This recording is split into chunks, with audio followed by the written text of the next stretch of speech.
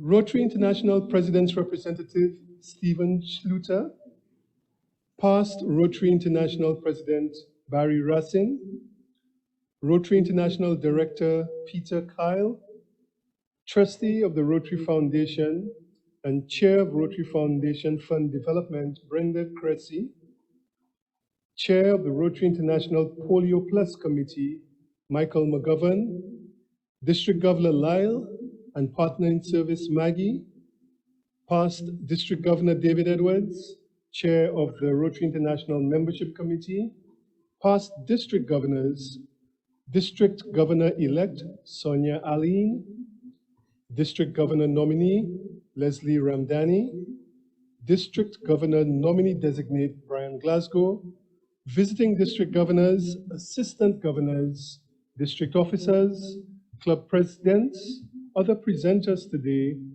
district Rotaract representatives, Rotarians, Rotaractors, guests. Welcome to day 2 of the District 7030 Hybrid District Conference. We are coming to you live today from Conference Central, and we are joined with by the family of Rotary from across the district 7020 and 7030. And also very importantly today, I'm joined by my lovely co-host, past President Judy de Terville from the Rotary Club of Lisle. Are you feeling energized for today's home stretch, Judy? I am indeed. The end is in sight. I'm not sure I want it to be, but it is, and I'm energized. Fantastic. What about you, Conference Central? Are you feeling energized and electrified as well? There you go. So we are ready, and I have to mix my metaphors here. After having the relay of 10 days of fantastic conference activities, I think we have a day set out for you of several heavyweights who are destined to actually give some power punches with regard to Rotary. And what a journey it has been over the last 10 days. We started off on day 1 and day 2 of the PETs with some very invigorating, electrifying, and touching, I might add, presentations during the PET sessions, including an interesting story from our Rotary International President-elect. And those of you who were here, I think, Judy, perhaps you may have missed this one, but those of you who were here would remember the story of the pregnant dog and the pregnant elephant, and how our President-elect encouraged each Rotarian to spend time cultivating at least one Rotarian potential candidate and bringing that person into Rotary so that as soon as they land, they can shake the earth with all of the important work that they do in service. And then we went on Monday in the pre-conference program to hear about the work of Rotaract and what they're doing in the community. And we also heard about Rotary service projects, the avenues of service, and how Rotary is working across the district, particularly with the childhood obesity program. On Thursday, we had some very touching presentations on peace. And on Friday, with the expert guidance of our district environmental chair, past President Matt Render, we took a look at the environment. So today we are following up on, again, a very touching set of presentations yesterday where we reflected on our fallen brothers and sisters. We heard about what's happening with the volcano in St. Vincent, and we also saw what Rotary is doing for those who are in a state of problems right now in St. Vincent. And something struck me this morning, Judy, when I was driving to Rotary. We discovered yesterday that even with a volcanic eruption going on, some people being, chased out of their homes and some people having to leave, that there were still several Rotarians and Rotary clubs and Rotaractors from St. Vincent logged on to the district conference. And then it hit me. I mean, the rest of us really have no excuse for not participating in Rotary, for not participating in the district conference. and for not doing our best. Because certainly the rest of us don't have a volcano erupting right now. And if these people in St. Vincent and the Grenadines, these Rotarians and Rotaractors, can come out, even in the face of such a disaster, then we have no excuse really as Rotarians. And we should remember that commitment that we made when we joined Rotary. What do you think about that, Judy? These are powerful words, Albert. But I want to take it back a little bit further to draw on the energy aspect. I remember attending an international conference, and I mean the hundreds of thousands of people, tens of thousands of people who were present. It just blows your mind. And then I walked in today, and there weren't people, but there's energy in the room, and you can feel that the minute you walk in. So I think it is really just not necessarily numbers, but an individual's realm, an individual's energy cycle that will cause the ripple effect, so that even as the Vincentians are going through this huge event, but our energy will assist them as well. And whether or not other people are in a space where they can share the Rotary energy, we perhaps want to help them to get to that point as well. Because it's a struggle sometimes. Whether it's a volcano or other aspects of our lives, it can be a struggle. So perhaps our collective responsibility is to simply share the energy as much as we can. There you go. So it's up to each one of us to bring our energy to Rotary. So let's get right into the program with the introduction of our first speaker. And our first speaker will be Rotary International Director Peter Kyle. Peter first came to the United States from New Zealand in 1973 to pursue postgraduate studies in law at the University of Virginia as a Rotary ambassadorial scholar. He was inducted into Rotary in 1976 and has since served the organization in many capacities. He has been particularly involved in the Alumni Rotary Peace Fellow activities and has chaired both the Alumni Relations and Rotary Peace Centers committees. He has also served as International Assembly Trainer, Call Delegate, RI President's Representative, and WASRAG Board Member. Someone can Google that and let us know what WASRAG stands for, or WASRAG as it may be pronounced. He currently serves as the Dean of the Rotary Representative Network and is the RI Director for 2020-22 in Zones 33 and 34. Peter has received the Global Alumni Service to Humanity Award, together with the Service Above Self Award and the Citation for Meritorious Service. And we now welcome him to the microphone to speak on 76 years of service to the world, Rotary, and the United Nations. Over to you, Peter. Thank you. Thank you. Good morning, family and friends of District 7030. I'm thrilled to be here. A special greeting to RI President's Rep, Steve Schulter and Pam, to past RI President Barry, District Governor Lisle, Trustee Brenda, past Trustee Mike, and other special guests. I saw many on the screen today. It really is a pleasure to be with you.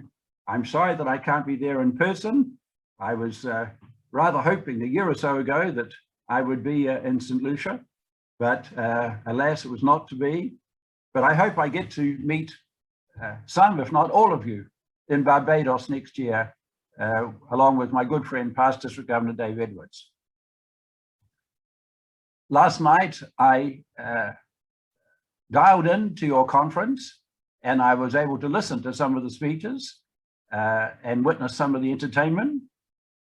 And having just heard of the activities over the last 10 days, what a great conference you guys have had. So congratulations to District Governor Lisle and to all those involved.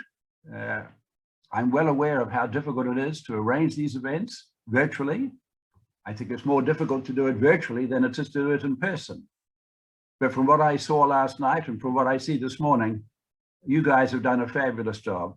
So kudos to all involved. I've been asked to say a few remarks about Rotary's relationship with the United Nations. And you might wonder, why is this terribly important or very relevant.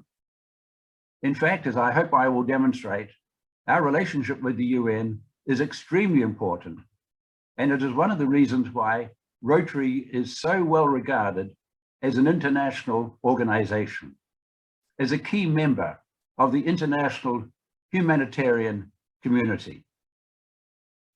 We have a very rich and long history of association with the UN. So let me tell you how this developed, what it involves, and where I see it going over the next few years. As we all know, and in fact, as you saw on the video just before the session got underway this morning, Rotary started in 1905. It grew fairly slowly at first. By 1910, there were 16 clubs in Rotary. The focus, of course, was on service. But the overriding international issue at that time was the possibility that war might break out in Europe. The forces of nationalism were becoming very strident. And sure enough, in 1914, Germany and England declared war on each other. It was a very nasty war, very brutal, a lot of destruction, a lot of deaths, a lot of injuries. In 1918, the war was over, and the focus on Rotary clubs became once again, what can we do to make sure that never again does the world experience such a terrible event as World War I? That led to the adoption of a resolution at the 1921 Rotary International Convention in Edinburgh, calling upon Rotary and Rotarians to promote international understanding, goodwill, and peace. And those words, international understanding, goodwill, and peace, have since been enshrined in the official object of Rotary. They are the basis, really, of the Rotary Foundation. And this year we celebrate 100 years of Rotary's commitment to peace, international understanding, and goodwill. Rotary continued to grow very rapidly throughout the 1920s and 1930s. And I want to share with you a few statistics. In 1918,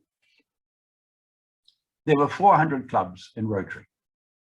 3 years later, club number 1000 was chartered, the Rotary Club of York in the United Kingdom. 4 years later, we doubled. Club number 2000 was chartered, Ketchikan in Alaska. There was slight slowdown during the years of the Depression, but in 1936, we doubled again, 4,000 clubs. Club number 4,000 was Hanover in Pennsylvania. 3 years later, in 1939, we reached 5,000 clubs. Club number 5,000 is Rockmart in Georgia. At that time, we had roughly 150,000 Rotarians. Rotary was an enormous organization relative to other organizations in the world, and it was extremely influential. In those days, the classification system was applied rather more stringently than is currently the case. In order to be a Rotarian, apart from having to be a male, and we've thankfully got rid of that limitation, in order to be a Rotarian, you had to be a respected member of your vocation or your profession, a manager or a partner, or the school principal, or the sheriff, or some civic leader. So when Rotarians came together for a district conference, it was truly a meeting of local community movers and shakers. And when Rotarians met internationally, it was a very significant international event. Prior to World War II, there really were no such things as a non-governmental organization, NGOs. Now we have thousands of NGOs, but Rotary really was the very first NGO. And as I said, had a very significant influence on international events. To give you an example, in 1940, Rotarians met in Havana, Cuba, believe it or not, for the International Convention. I might just add that in 1940, there were 58 Rotary clubs in Cuba. Currently, there are none, although we hope that before too long, Rotary will be restored in Cuba. So in 1940, Rotarians passed a resolution calling, amongst other things, for respect for human rights. That was the first time those words, respect for human rights, had entered into the international vocabulary. And that became the basis for the United Nations Universal Declaration of Human Rights, signed in 1948, perhaps one of the most significant international documents signed in the last century. 2 years later, in 1942, a number of senior Rotarians met in London. They were concerned about the impact of the Second World War on education, on scientific research, on cultural monuments and traditions and norms. They passed a resolution which became the basis for UNESCO, the United Nations Educational, Scientific and Cultural Organization. 2 years later, in 1944, after President Truman and Prime Minister Churchill decided that the time had come to start work on establishing an organization which would prohibit war for all time. This was the beginning of the drafting process for the United Nations. Rotary was one of a very small number of organizations invited to send lawyers and other experts to work alongside officials from China, the former Soviet Union, the United States, and United Kingdom to begin the process of drafting what would become the United Nations Charter. And when the charter was signed in San Francisco in June of 1945, 49 out of the 800 delegates were Rotarians. In 1946, the United Nations decided to establish an internship program. The idea was to bring young people from all over the world to New York to observe the workings of this new organization. Great idea, but no money. What did they do? They approached Rotary, and Rotary made a grant of $18,000 to establish the first internship program for the United Nations.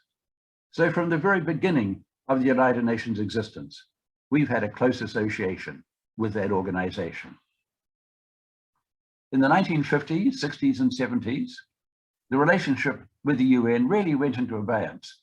This was the time of the Cold War. But we reconnected with the United Nations in 1985 when we developed the Global Polio Eradication Initiative. We partnered with UNICEF, United Nations International Children's Emergency Fund, and we partnered with the World Health Organization, together with CDC, the Center for Diseases Control, and then subsequently with the Gates Foundation, and more recently with Gavi, the Global Alliance for Vaccines, and other international partners. So this was the start of the rebirth, if you like, of Rotary's relationship with the United Nations. In the late 1980s, Rotarians were increasingly reaching out to other organs of the UN. United Nations High Commissioner for Refugees, United Nations Environment Programme, UNICEF, UNESCO, UN Commission on Women. So in 1990, the Rotary International Board decided to establish the Rotary Representative Network. This is the body that oversees Rotary's relationships with the United Nations and other international organizations. Currently, there are 16 organizations in the network: UNESCO, UNICEF, UN Environment, UNHCR, WHO, FAO, the Food and Agricultural Organization, UN Commission on Women, and various other non-UN actors, the World Bank, the Asian Development Bank, the African Development Bank, the European Union, the Commonwealth of Nations, the African League, the Arab Union. And Rotary has appointed Rotarian ambassadors, ambassadors with a small a, to each of those organizations in the cities where they are located. So we have 2 Rotary representatives in Rome, 2 in Brussels, 2 in London, 2 in Paris, 3 in Geneva, where the European headquarters of the United Nations is located, 6 in New York, 4 in Washington, DC, and others spread across the world, in Manila, in Cairo, in Addis Ababa, in Abidjan. And their focus initially was to promote the profile of Rotary within the higher echelons of those organizations. More recently, the focus has become more of a two-way relationship. Just as we can contribute to those organizations, we can learn from them as well. We can learn how the UNICEF does community assessments. We can learn how UNESCO monitors and evaluates projects. So there's a much greater opportunity now for Rotary and UN organizations to collaborate. And I'll talk a little bit more about that in a moment. Initially, the main focus of the Rotary Representative Network was to organize the annual Rotary Day at the United Nations. This event has been going on for over 20 years. There was a time when the Rotary Day at the UN in New York was the 3rd most significant event on the Rotary calendar, after the annual convention and the International Assembly. Typically, the board would meet in New York, either just before or just after the Rotary Day. And usually we would have the Secretary General of the United Nations or his deputy or other senior representatives from the UN come and speak to us and celebrate the relationship with us. 3 years ago, for the first time, we decided to meet in Geneva at the European headquarters of the UN. We had over 1,400 Rotarians and guests. It was a very successful event. 2 years later, 2 years ago, we met in Nairobi, Kenya, for the first time. That is the location of the African headquarters of the United Nations. And I had the good fortune to be part of the planning team for that event.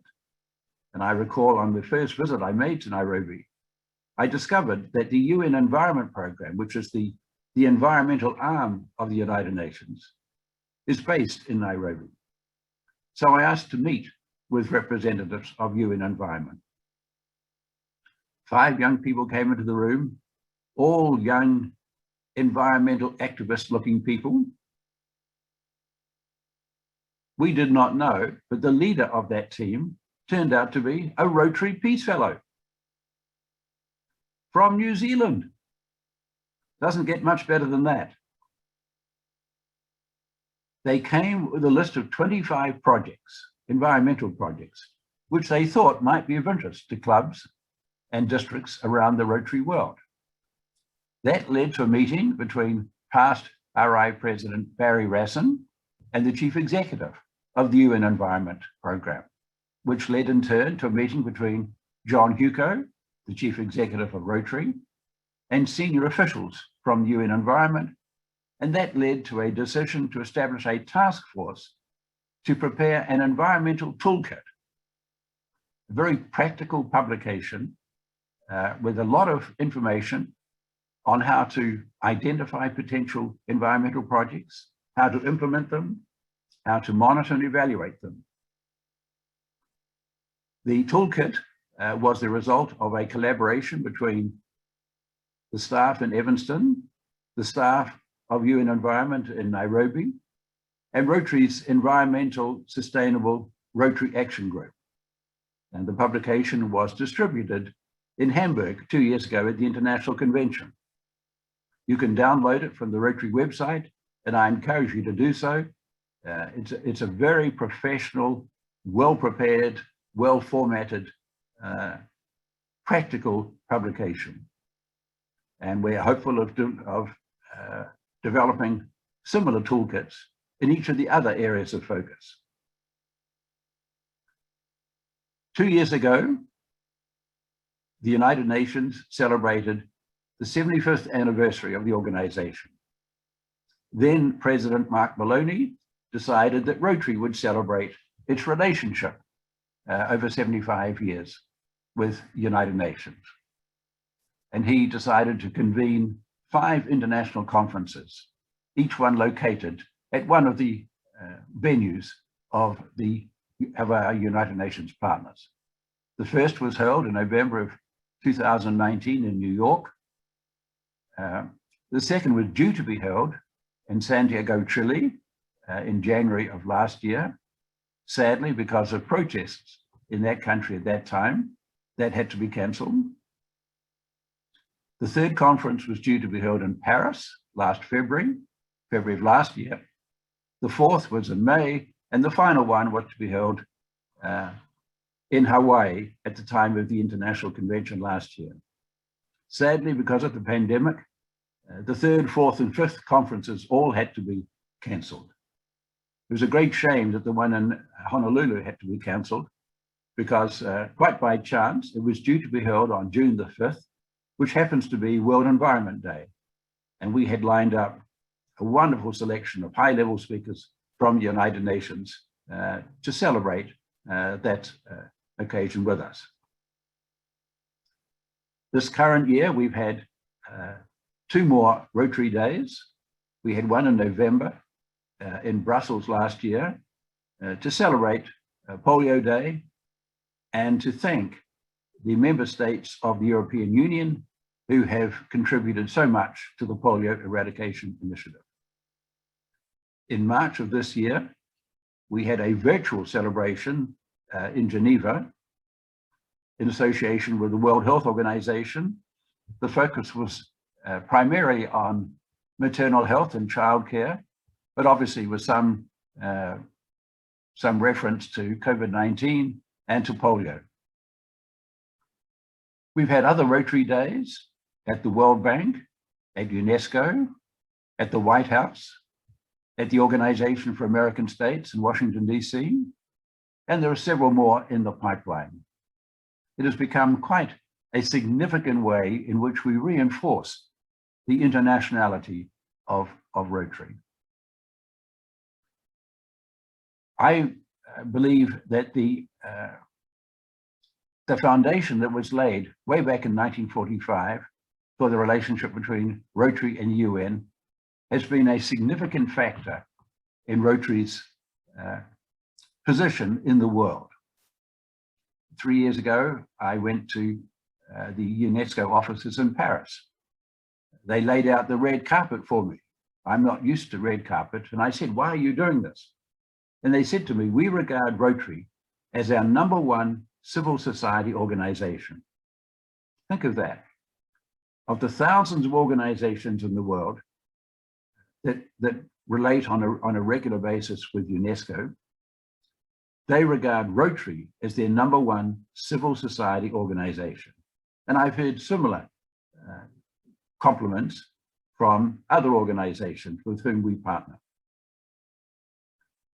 Rotary has a very significant footprint in the international humanitarian community. We've been around for a long time, 116 years.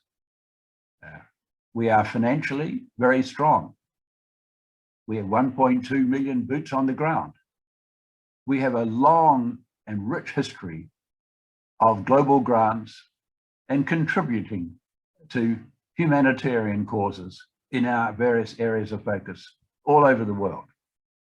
We have a terrific reputation, very well respected, which is why when we have our annual conventions and we seek out international speakers, we are able to attract the very best Nobel Peace Laureates, senior executives of international organizations. Rotary has a tremendous international presence, and we need to encourage that. Because of our presence and our ability to advocate for our causes, we've been extremely successful in generating funds for polio. And I see that Mike McGovern is one of the speakers later today. He'll tell you more about that. But it is largely because of our reputation, our brand, that we've been able to open doors and secure incredible funding from all sorts of sources in the international community. And I see that continuing. I think it's important that we continue to reach out through our global grants, through the other ways in which we promote our internationality, through Rotary, through our Rotary Youth Exchange, through the Friendship Exchanges. There are many ways in which Rotary has an international footprint. And the very fact that I'm talking to an international organization today, with all the countries that are represented in District 7030, in South America and throughout the Southern Caribbean. So I encourage you to continue to support the internationality of Rotary, to promote global grants, to promote friendship exchanges. It's very important that we are seen to be as active internationally as we have been. And it is our relationship with the United Nations that has given us such a strong international presence. So with that, District Governor Lisle, I will come to a close. Thank you for giving me the opportunity to relate the story of Rotary and United Nations. I wish you well for the rest of your conference and to the other speakers. It's been a pleasure to be with you today. And as I said, I hope very much that we'll meet in person in Barbados next year. And if I may just put in a plug, please also consider registering for the third presidential conference being held between May the 14th and 16th, organized by Rotary in Zone 33, and importantly, for the annual summit to be held in Naples at late September, early October, assuming that the borders will be open and protocols will be observed by then. So again, thank you very much and very best wishes to all.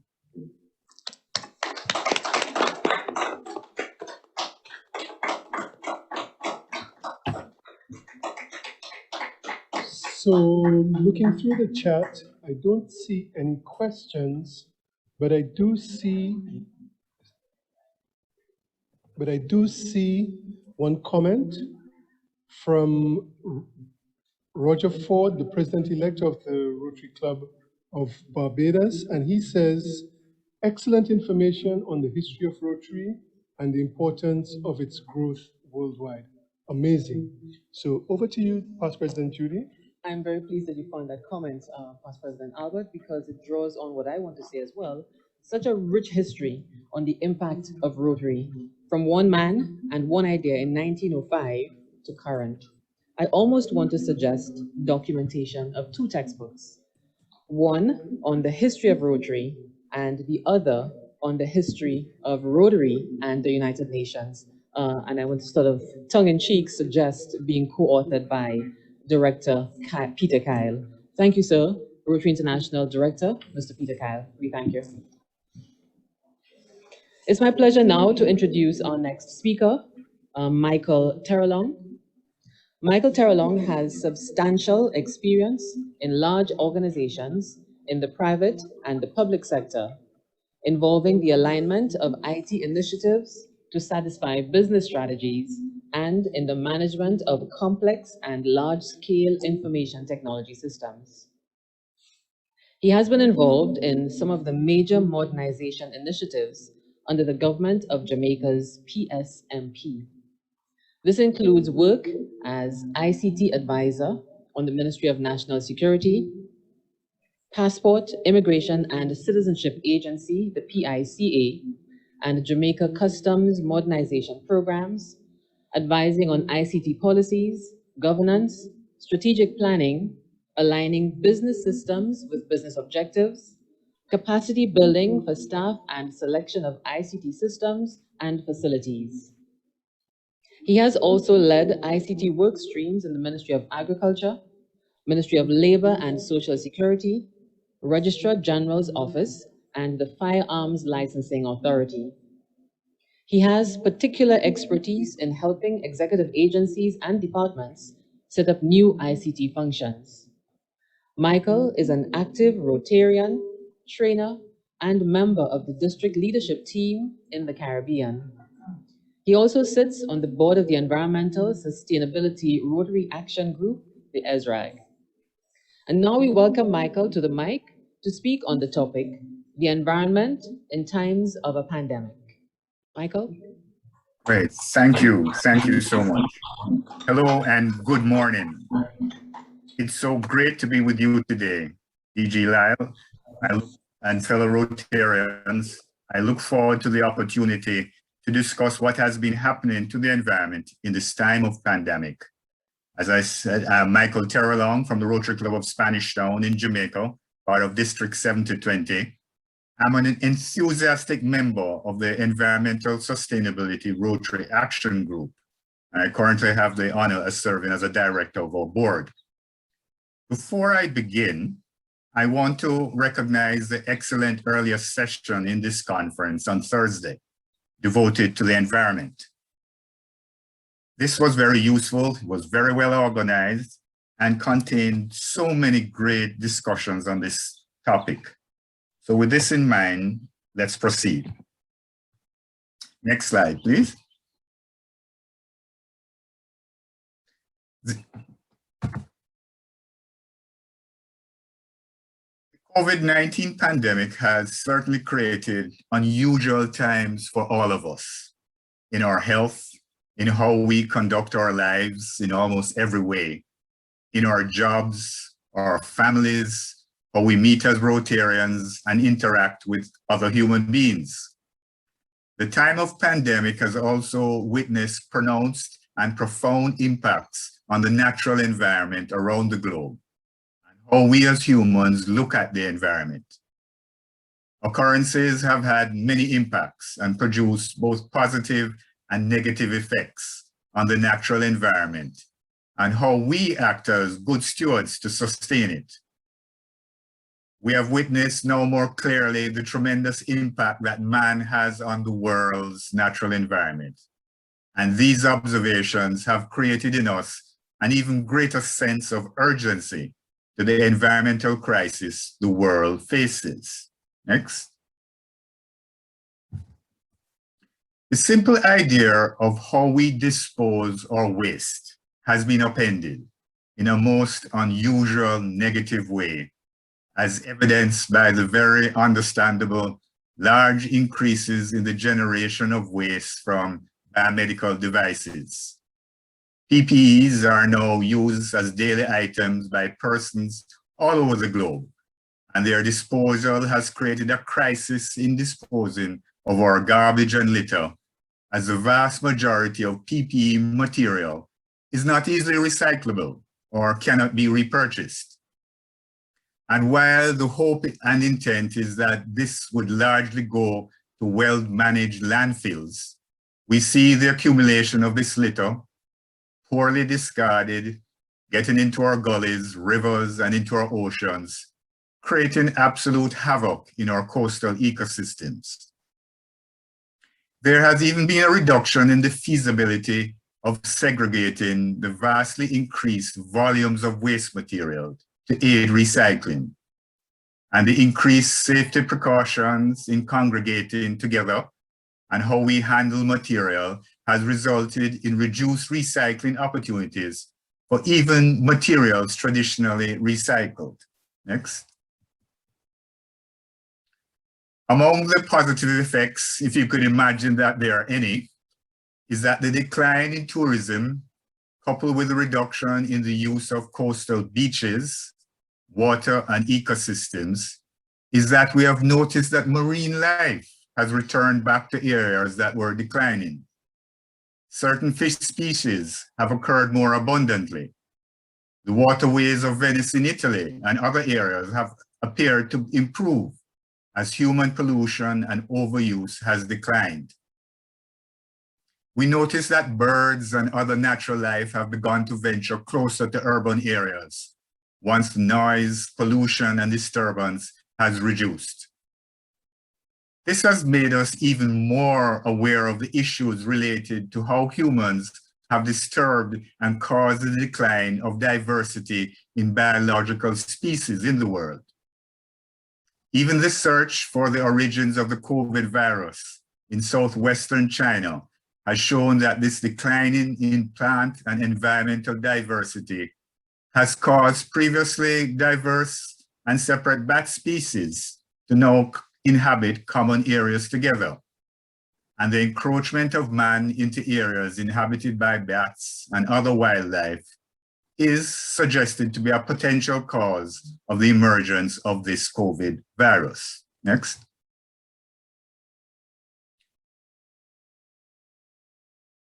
All humanity worldwide has had to come together to deal with this virus. The response, importantly, has to be global, showing that we all face threats from the common enemies as humankind. Like climate change, the COVID situation has shown that individual nations cannot win the battle, and only action with a global, all hands on deck sort of response will be effective.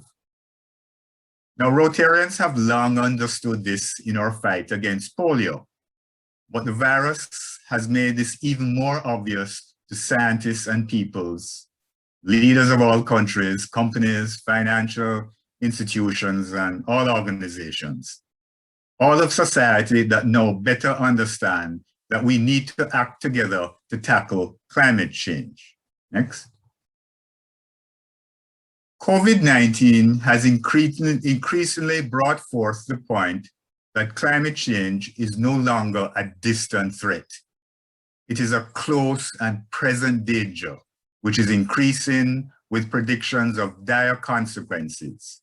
And tackling it is perhaps mankind's biggest existential challenge. It has accelerated our need for cleaner fuels. It has exposed the fragility of our health system. It certainly has exacerbated income inequality. Governments have agreed on the perspective that we are in what appears to be a losing battle, and that we have a once-in-a-generation opportunity to make up for lost time in the fight against climate change. Companies, investors, and financial regulators have increasingly raised the specter of dire effects on climate change, on commerce, and that they, not just only politicians, need to take urgent action to address these effects. Just in the last few weeks, we have seen unprecedented and heartwarming achievement of consensus between countries to address climate change. The two largest producers of greenhouse gases and other pollutions, the USA and China, despite other differences, have come together to enthusiastically pledge their joint support for sustaining the environment. This is unprecedented and something that we could only dream about in frustration even a year ago. And it augurs well, and it is critical to having a unity of purpose by all peoples of the world to deal with this issue. Next. The COVID pandemic, with great impact, has given us the opportunity to better understand the social issues brought to the fore that are similar to those exacerbated by climate change. Just as in the pandemic, the crippling effects of climate issues are very similar. One key realization is that climate change also affects more the most vulnerable in our societies, the poor, the elderly, rural communities, etc. And the impacts of environmental issues similarly lead to decline in our economies, things like tourism and its effect on employment. We better understand the importance of relying on the informed and sage advice of what our scientific experts tell us. and the need to balance scientific and political interest. And we now have a much better understanding of the interplay between scientific and social issues. And these has given us a better perspective to help in crafting solutions to our environmental challenges ahead. Next. With all the energy coming from responding to the new pandemic times, we as Rotarians, individually and within our clubs, have a tremendous role in helping to organize people of action to sustain our environment and to make it possible for human beings to have a sustainable future on this earth. Our Rotary District Environmental Committees have a great role to play in encouraging all our clubs to have club environmental committees, which are a key start of this. For each club to appoint a club environmental chair to work with the district committee, which will assist them in activating their club's environmental committee. I particularly want to recognize Matt Renda in your District 7030 Environmental Committee, the chair, for all the great work he has done over the last year to bring all of us in the Caribbean closer together in our common challenge. We all have a very active role to play to fight back climate change, to adapt in the best ways, along with people in communities all over the world, getting together to address a mammoth human effort in perhaps the greatest human challenge of our generation. We have a tremendous opportunity for Rotary to become the place others are naturally drawn to engage in environmental discussions. Because of the work of our great leadership and of our foundation, Rotary is now even more well poised to be that critical focal point within communities for action on sustaining the environment. Rotary clubs need to increasingly galvanize discussions and improve understanding on environmental issues in ways similar to how we deal with the other areas of focus. We need to have more speakers and club programs about environmental issues in our club meetings, in our training sessions, our district conferences, and all our Rotary Forum. We need to lead in supporting environmental projects, not just our own pet ideas or projects, but more so what our communities, our countries, all of humanity are striving to achieve. Supporting the community rather than directing them, helping them to understand environment issues through discussion, assisting them to formulate and execute well thought out environmental projects backed by the resources of us Rotarians and the Rotary Foundation is a critical part of our efforts going forward. We also want to encourage giving to the Rotary Foundation as an opportunity for persons to support environmental activism by their financial contributions. Overall, we have a tremendous opportunity for Rotary to become the place others are naturally drawn to engage in environmental discussions. And in doing so, we can have a tremendous influence on the younger generations, the future Rotarians who are keenly and earnestly interested in these issues. Next.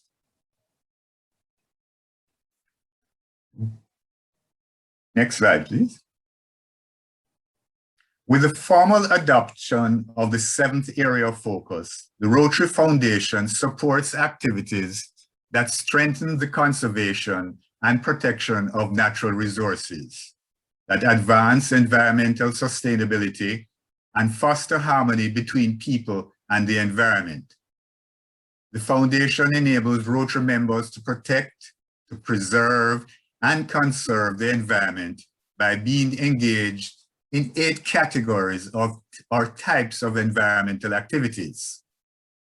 These activities, as outlined in the TRF guidelines, also provide advice on activities that are not supported or encouraged by the Foundation, And the intention is to focus away from single event environmental efforts towards a greater focus on continuing and sustainable activities. Above all, the TRF guidelines encourage community-based sustainable efforts whose impact can be measured and documented and fine-tuned to guide future successful efforts. I'd like to take a little time to explain each of these environmental guidelines a bit in the next few slides, and encourage you also to review these recently updated area of focus guidelines on the RI website. Next slide. The first guideline is protecting and restoring land, coastal, marine, and freshwater resources. I nickname this biodiversity and natural habitat. And this includes improving aquifers and groundwater recharging, water conservation, protecting and restoring coastal, marine, and freshwater ecosystems, addressing overfishing, pollution, and coastal erosion. Next. The next guideline, entitled Enhancing the Capacity of Communities and Local Governments to Support Natural Resource Management and Conservation, entails developing peace building and conflict prevention initiatives related to natural resources, mitigating human-wildlife conflict, and training and educating communities in conservation and resource management. Next. Supporting agroecology and sustainable agriculture, fishing, and aquaculture practices to improve ecological health.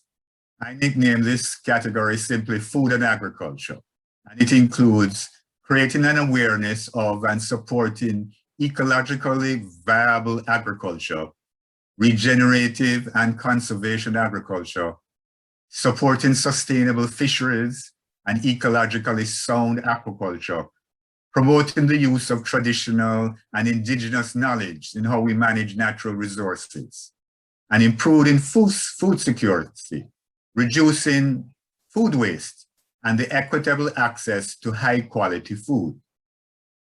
Next. Addressing the causes of climate change and climate disruption and supporting solutions to reduce the emissions of greenhouse gases.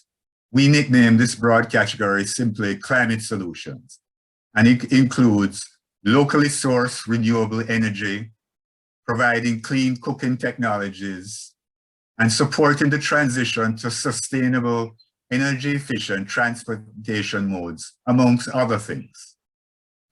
Next.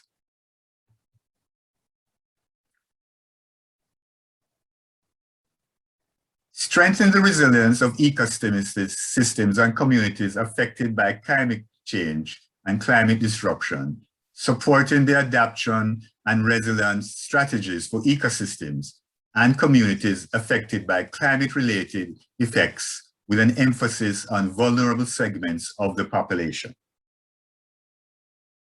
Next. Supporting environment to promote behaviors that protect the environment.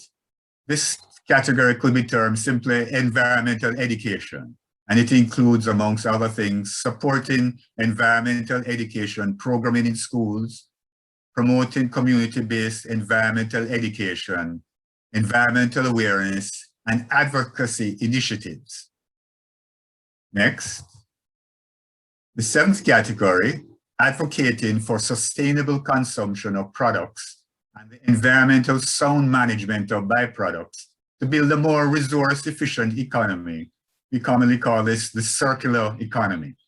And it includes supporting community planning efforts for composting, recycling, upcycling, and repurposing programs for solid waste management projects, and promoting the efficient consumption by reducing food waste, amongst other things. The eighth and last category, addressing environmental justice issues and environmental public health concerns, which we simply call justice and health, category. Addressing adverse environmental public health impacts in communities through education, our outreach and advocacy, and eliminating and reducing exposure to environmental toxins within vulnerable and marginalized populations, and also increasing the equitable access to organic, healthy, and nutritious foods. These are 8 very broad categories of environmental projects that the Rotary Foundation encourages us as Rotarians to pursue. Next. For many years, including the call in 1991 by RI President Costa with the theme "To Preserve Planet Earth," Rotarians have been recognizing that the time is now for action on the environment, and we have been earnestly galvanizing our activities to promote more action to sustain the environment. Recently, we have seen the culmination of many years of tireless, tremendous effort by Rotarians all over the world in close collaboration, including our local communities and governments, the UN, and other organizations to better deal with the grave challenge of ensuring we sustain the environment. In early 2020, as the pandemic raged throughout the world, the board of directors of both the Rotary and the Foundation were earnestly working to complete the formal adoption of this 7th area of focus to sustain the environment. With the adoption of this new 7th area of focus, the Foundation, in preparation for the start of official grant operations, has acquired specialized staff dedicated to this area of focus, and they have developed the guidelines, which I spoke to before, to support the application process for grants that will begin July 1st of this year. The Environmental Sustainability Rotary Action Group has grown and strengthened members within the Rotary family worldwide to take actions to sustain our environment, particularly to stabilize our climate. ESRAG continues to provide an organizing point and information resources to share information with clubs and our communities about sustainable practices and the global humanitarian crisis of climate change. We encourage all Rotarians and non-Rotarians to consider joining our RAC. In closing, I would like to quote the words of President Biden just this past Thursday, where he says, "This is a decisive decade. This is a decade that we must make decisions to avoid the worst consequences of this climate crisis. This is a moral imperative, an economic imperative, a moment of peril, but also a moment of extraordinary possibilities," the president said. So I would like to conclude, although not planned, the time of the COVID-19 pandemic has witnessed an energetic and enthusiastic call to arms for action by Rotarians on the environment. We look forward to the time ahead and in the tremendous role that we as Rotarians, working in harmony throughout the world, will play in sustaining the environment. So thank you very much for the opportunity today to talk on these critical environmental issues for ourselves and our planet. Thank you very much. 7:30. July.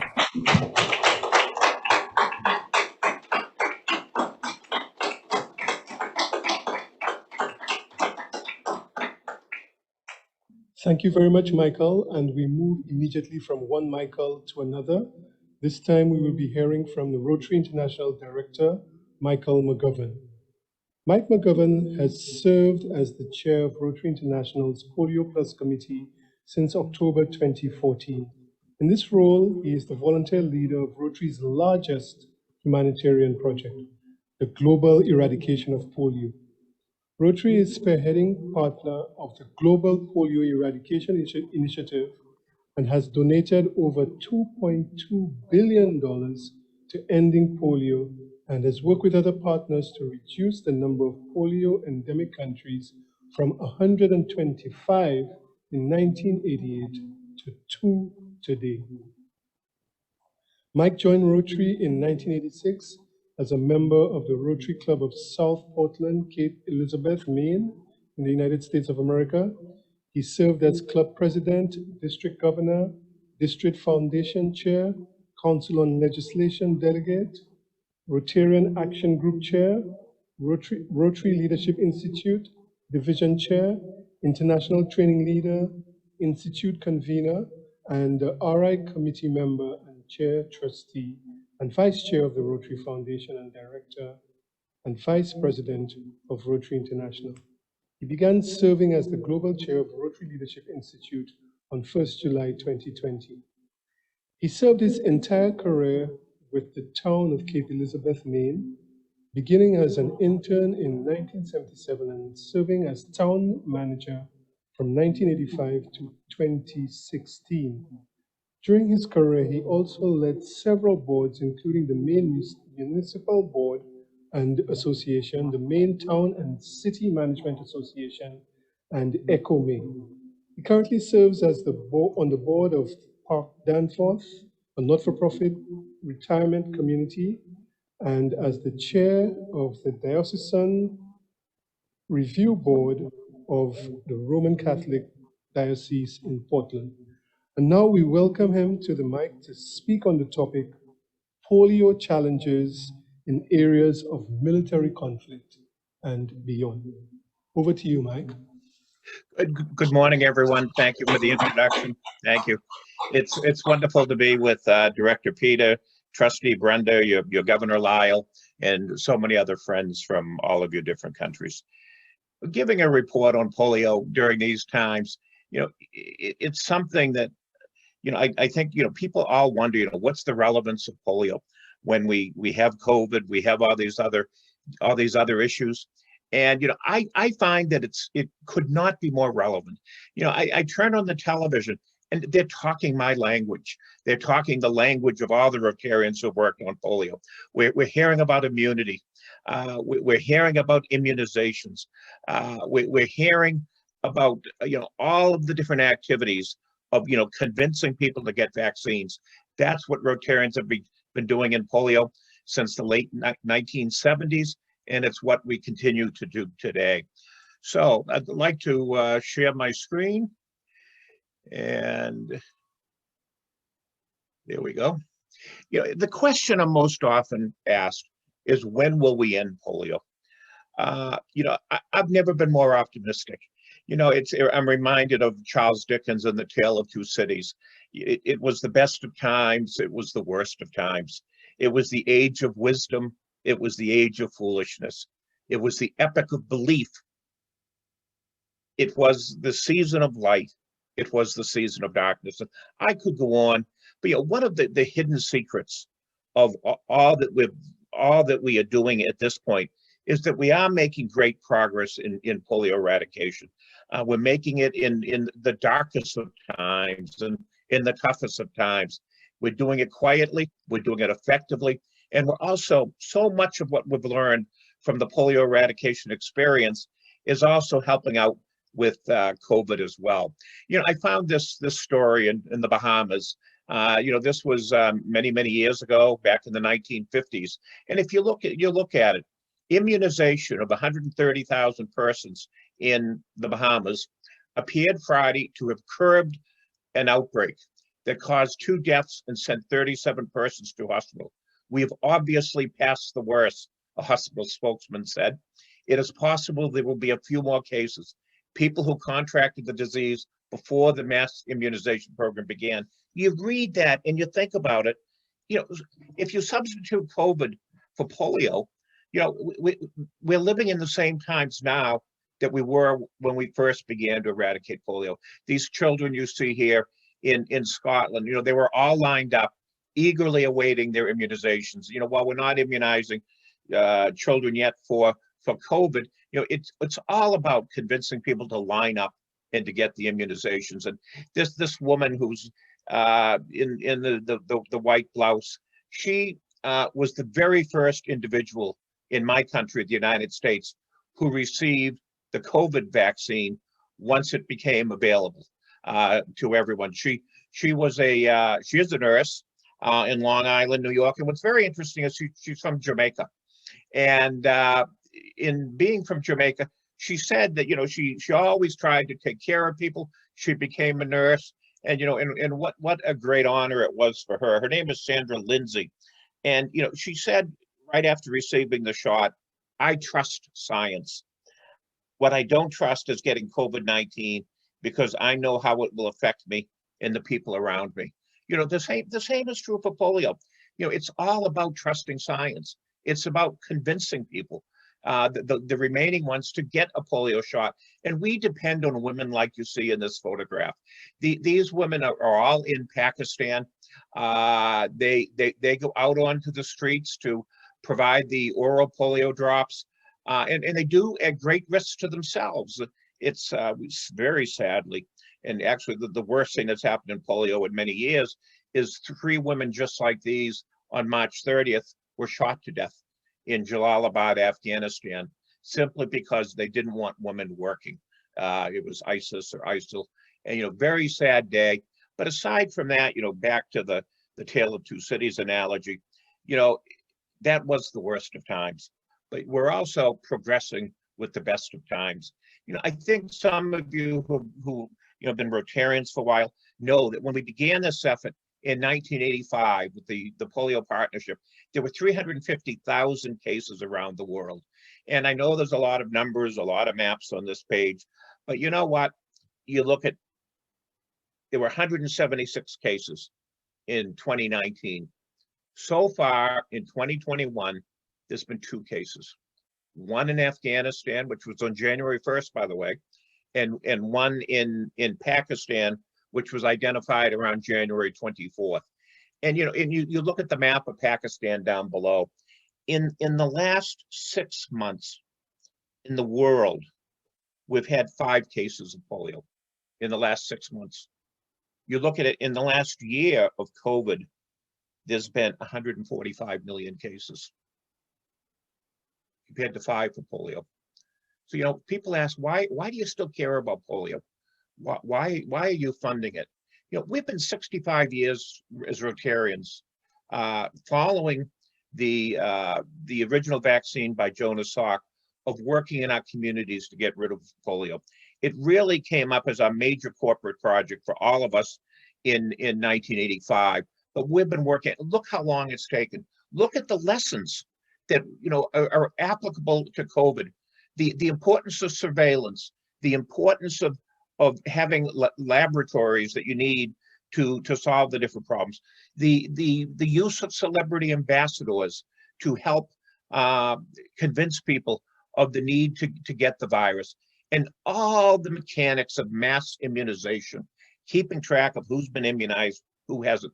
Almost all of that has come about as a result of the polio program that Rotary started along with our other partners. So, what gives me confidence? You look at this chart and you look at the green, 2009 off on the left.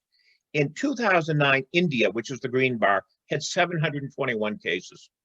In 2010, it went way down to 42. In 2011, you don't even see the green. There was 1 case.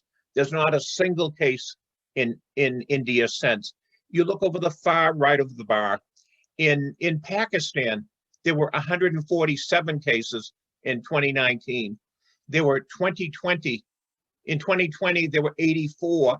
And in the last 6 months, there's been 4 cases in Pakistan, 4. This year, there's been 1 in January, and we've gone all these months since January without a case. We're ending polio.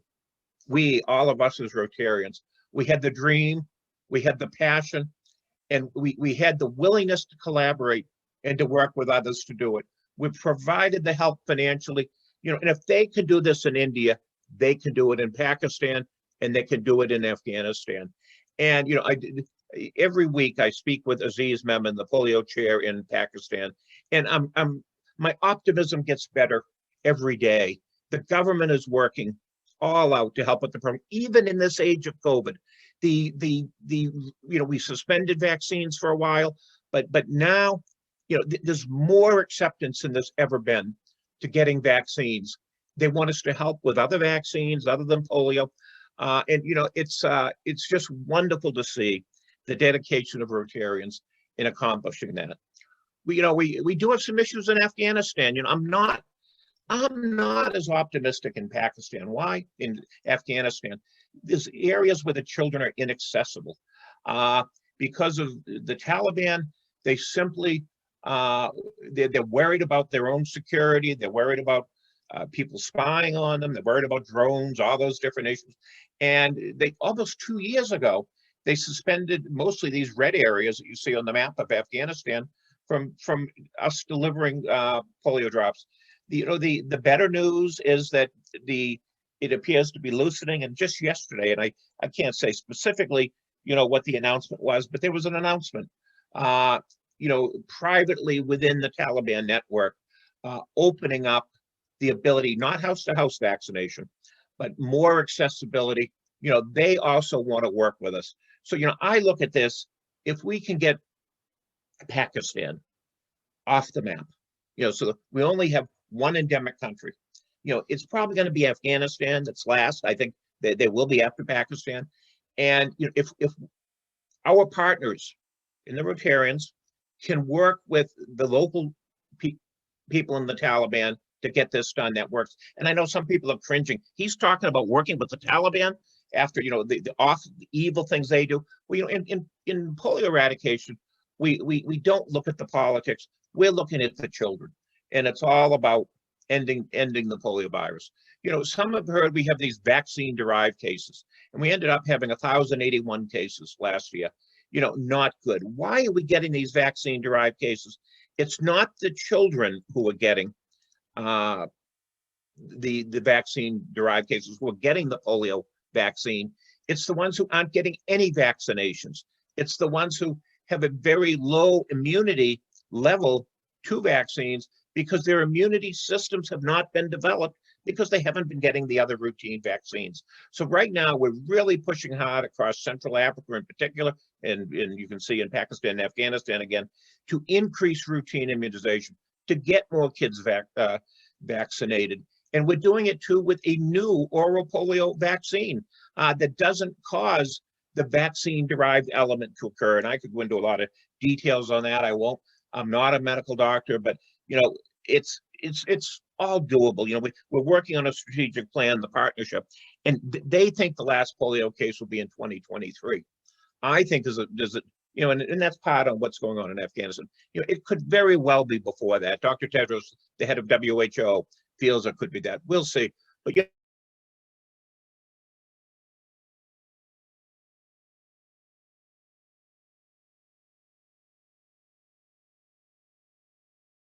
with things like COVID. Sorry, I think I got accidentally muted there for a bit. But we are getting polio done. But even then, you look at what we've accomplished. 19 million people are walking on Earth who would have otherwise died or been paralyzed if Rotarians hadn't begun this and attracted our other partners. 19 million. 3 billion children have received the oral polio vaccine. We immunize kids up to the age of 5. In 2019, 430 million children were vaccinated. We've gone, it used to be we had all these outbreaks in all the other countries of the wild polio virus. We haven't had that happen in 4 years. It's only been in Pakistan and Afghanistan. And we helped with Ebola. We're helping with COVID. Last year, there was over $60 million of support that the partnership gave to polio. Yeah, I'm not sure why I'm having trouble with my mouse suddenly. So, so what's Rotary doing to contribute? Every Rotary year, we try to have a goal of $50 million. That's matched 2-to-1 by the Gates Foundation. You can see we're spending it in Africa. Africa is now free of the wild polio virus. We're making sure it stays that way. We're funding this outbreak, and that's what a lot of the monies are used for operational support. We're still funding money for social mobilization, what they call convincing people to take the vaccine. This year, this is the first 2/3 of the year. We still have another third, another 50 million to allocate, but we're going to spend about $35 million on vaccines. This is what it takes to get it done. As Rotarians, we're very much inclined to continue to get this done. These people are special. The ones in the upper left, these are our vaccinators in a place called Mogadishu, in a place called Matagorri in Nigeria, Borno. And you can see they're all polio survivors themselves, mainly women. I had a meeting with them a couple of years back, and we went to a camp for internally displaced people. 60,000 people were living in that camp. It was in this community that the very last cases of polio were, and these are the vaccinators who are going out into the field. While we're there, we agreed to buy them new bicycles. You can see some of them on bicycles to help them in their work. These are the vaccinators. This is where we're spending a lot of our money, is paying small stipends to the people actually delivering the vaccines. On the right, the man with the red polo shirt, he's a Rotarian in Pakistan. This was 2 weeks ago. He went out delivering immunizations. Holger Kanak, president of Rotary down in the lower right, he met a year ago, February, with Imran Khan, the prime minister of Pakistan. Again, part of what we do is try to convince people of the need. This is Barry when he was president, meeting with Bill Gates. This was out in Spokane, Washington. Again, reaffirming our relationship with the Gates Foundation and crucial support.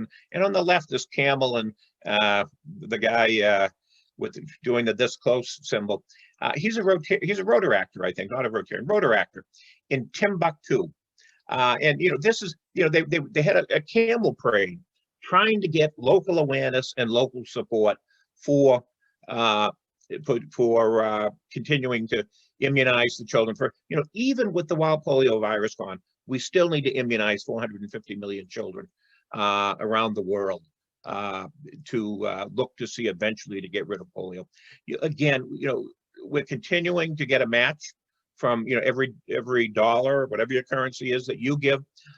It's matched 2 to 1 by the Gates Foundation, up to $50 million a year. We're running a little low on our goal this year. We're a couple million behind where we were. It's a tough year. There's a lot of folks that done COVID projects and helped out.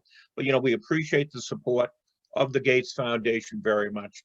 When are we going to end polio? As I said, the strategic plan says 2023. We'd have certification 3 years later. I'm confident. Rotarians have been supportive. They continue to be supportive. We continue to need support.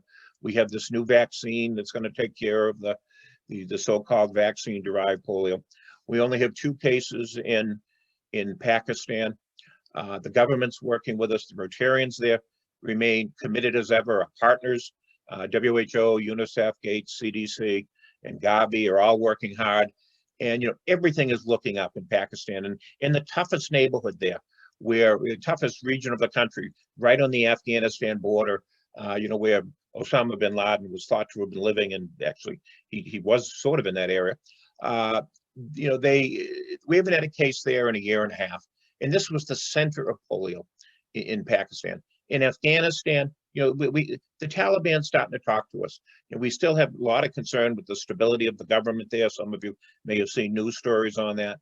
But everyone agrees that, if we can get local ownership in Afghanistan by all parties, by all interests, we can get it done. And every indication is that, we'll do that. The whole secret is making it their program.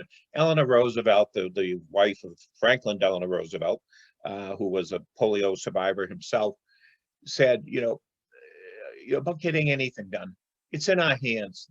The future is literally in our hands to mold as we like, but we can't wait until tomorrow. Tomorrow is now. That's what we as Rotarians need to do. We can be proud of the work we've done on polio, how it's contributed to the response to COVID, how so many of the techniques that we've developed through the polio program have been used in COVID. And, you know, most of all, we can be proud that we've made a difference for the children of the world. The 19 million people who haven't gotten polio, the 650,000 today who aren't getting polio as a result of our efforts. And, you know, Rotary has tried to accomplish many things. The elimination of polio will be the second disease that is eliminated from the earth. It actually is laying the groundwork for doing the same with COVID. So I want to thank you. I want to thank Governor Lisle for inviting me. I want to thank Conrad, your chair, for supporting me in preparing for today. And most of all, I want to thank all of you. It's all of you who are going to end polio. It is truly in your hands. So thank you. It's wonderful today to be with you. And we'll stop sharing the screen. And thank you, by the way, this background. It makes me, I really wish I was in St. Lucia, but it was not to be. And let's all hope we can be out and about again soon. Everyone can be healthy. And, you know, I think we all pray for all of those, particularly our Rotary friends in India and other places who are dealing with COVID, and for the children and parents who still worry about polio. So thank you very much.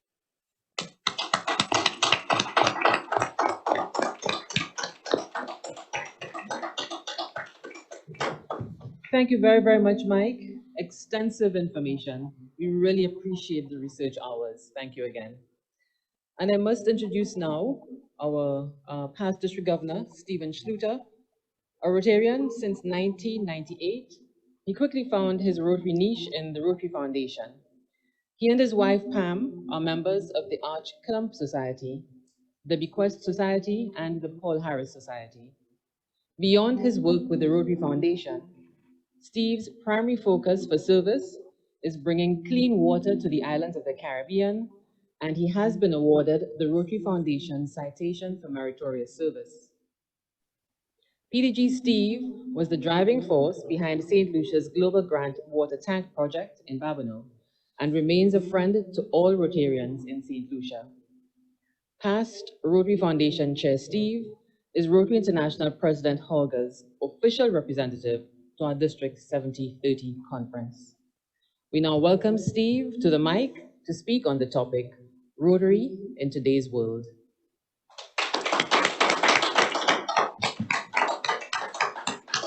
Good morning, Rotarians and Rotaractors and partners, and especially guests of District 7030, 6960 would be me today. Today, I'd like to speak to you a little bit about service as we spoke, and also touch on membership and touch on the Rotary Foundation. And it gets I'll get a little personal today, because to me, membership, service, and the Rotary Foundation form the most basic relationship in Rotary. They all feed off of each other. If you look at any one of these subjects, it will absolutely lead to the other two. I call it the trifecta of Rotary. But let me start with a story. Judy just briefly touched on it. Back in 2009 or early 2010, a district governor nominee designate from my district met a Rotarian who was the district governor nominee designate from your district, and they became friends. That Rotarian was from here in St. Lucia and would be their first governor. Together with other classmates, they began socializing, learning about each other, and receiving the necessary training from senior leaders on being a proper governor. Sadly, in the fall of 2010, he had to withdraw from his position in the Governor Corps because St. Lucia had just been hit by Hurricane Tomas, and his help was needed at home.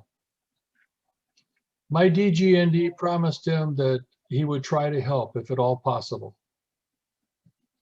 If you fast forward just a couple of years, my DGND was now the district governor.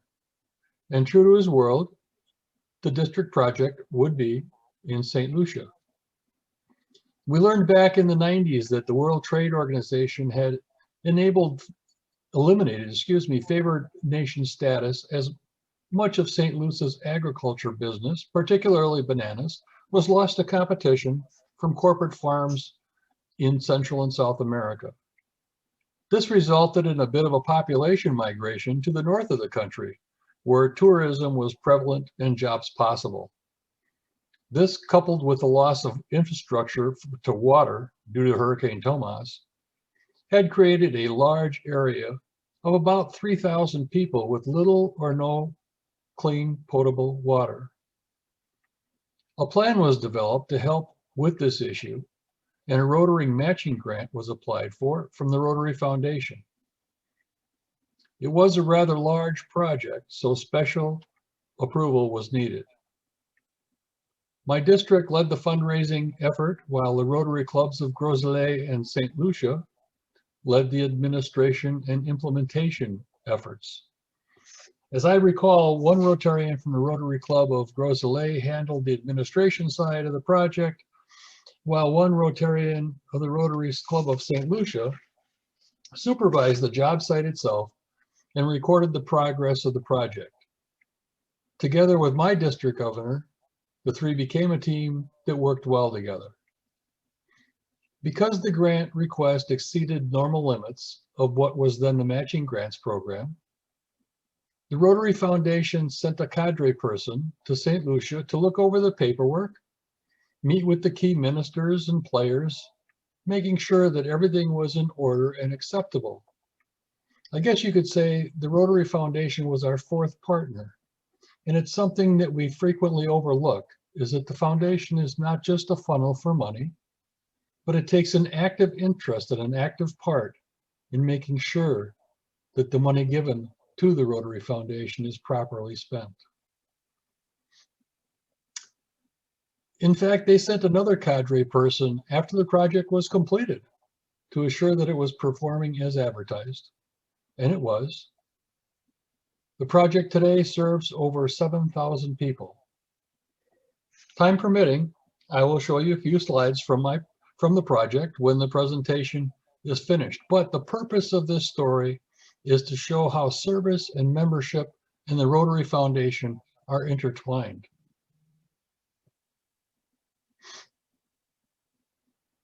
The service project would not have been possible without many, many Rotarians getting involved. So membership was definitely involved. Nor would it have taken place or been successful without the support of our Rotary Foundation. In my opinion, when Rotarians become actively engaged in service, they become better and stronger Rotarians. They're not going to drop out of Rotary. They'll continue to be part of a strong Rotary membership base. So you might ask, what happened to these three Rotarians who actively guided this project from start to finish? I mean, where are they all these years later? Well, one of them is your current district governor. And fittingly to the story, the first governor from St. Lucia. The second member of the team currently is serving you as the chair of this conference. The third, as you may have guessed, is me, your president's representative. So you see, all three of us are still in Rotary. All are still active because membership, service, and the Rotary Foundation forms a perfect circle. So let's take a look at membership as we get back to our checklist from President Holger. Let's look at the numbers. Growing Rotary's membership is Rotary International's highest internal organizational priority, while polio eradication remains Rotary's highest external program priority. When we grow Rotary, we grow our service and the impact of our projects. We grow the awareness and understanding of Rotary in our communities. And most importantly, we grow our membership so we can achieve more. Growing Rotary involves continued support of our existing Rotary and Rotaract Club efforts to remain relevant and attract new members. Rotary's new action plan supports growing Rotary in all 4 priorities. The desire to increase membership often results in a focus on adding new members to clubs and overlooks the importance of delivering an engaging experience for current members. Last year, we welcomed nearly 145,000 new members into our clubs. Unfortunately, approximately 18,000 of these new members terminated their memberships within their first year. In addition, more than 142,000 existing Rotarians also left Rotary. Retaining our existing members remains both a challenge and an opportunity. Clubs must actively work to take care of their members, connecting each individual with elements of Rotary that are most important to them and provide the greatest engagement and value.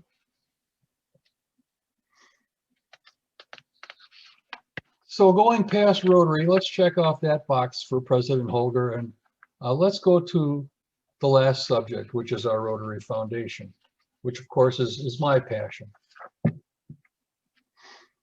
It has been a very interesting year for the Rotary Foundation, and somewhat surprisingly, the information I have to report is all positive.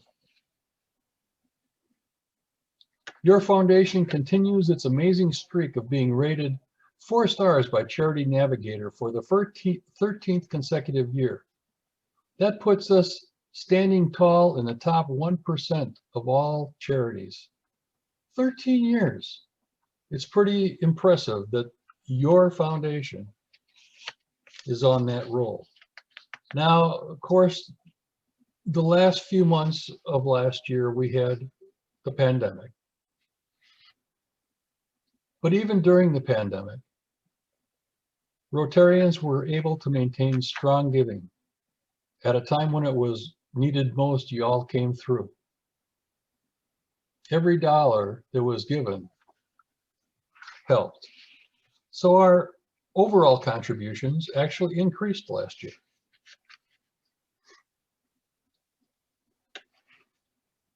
With the overall contributions increasing, of course, we also had an increase in program awards. This included, at this point, just speaking up through June 30, this included $8.4 million directly in COVID relief through the Disaster Response Fund. For the first time, Rotarians actually spent all the money in the World Fund. More and more international projects are being taken on by Rotary clubs and districts as we enlarge our footprint with more and more humanitarian service. So changes have been made in the global grant process for the future to find that so that there is more availability to fund all projects for all people. We'll touch on that a little bit later. And polio, as you just heard from Mike McGovern, nice presentation, Mike. We did raise our $50 million goal again last year, which means it triggered a $100 million match from the Gates Foundation. And it's important that we continue to do this. I don't want to reiterate what you've just heard, but we really are this close. I mean, Pakistan is almost done. Afghanistan will follow, I'm sure. So just for a second, let's take a look at the endowment fund, because on that side, the news is equally impressive as we made great strides towards our goal of $2.025 billion by 2025. We are now standing at over $1.4 billion. This is current information as of end of February. More and more Rotarians are looking to set up their Rotary legacy through the Rotary Foundation, helping them succeed and making sure that their money is going to do what they want it to do is actually what I do in my job as a Endowment and Major Gifts Advisor. And anybody out there that just is itching right now to discuss that, please email me after this presentation.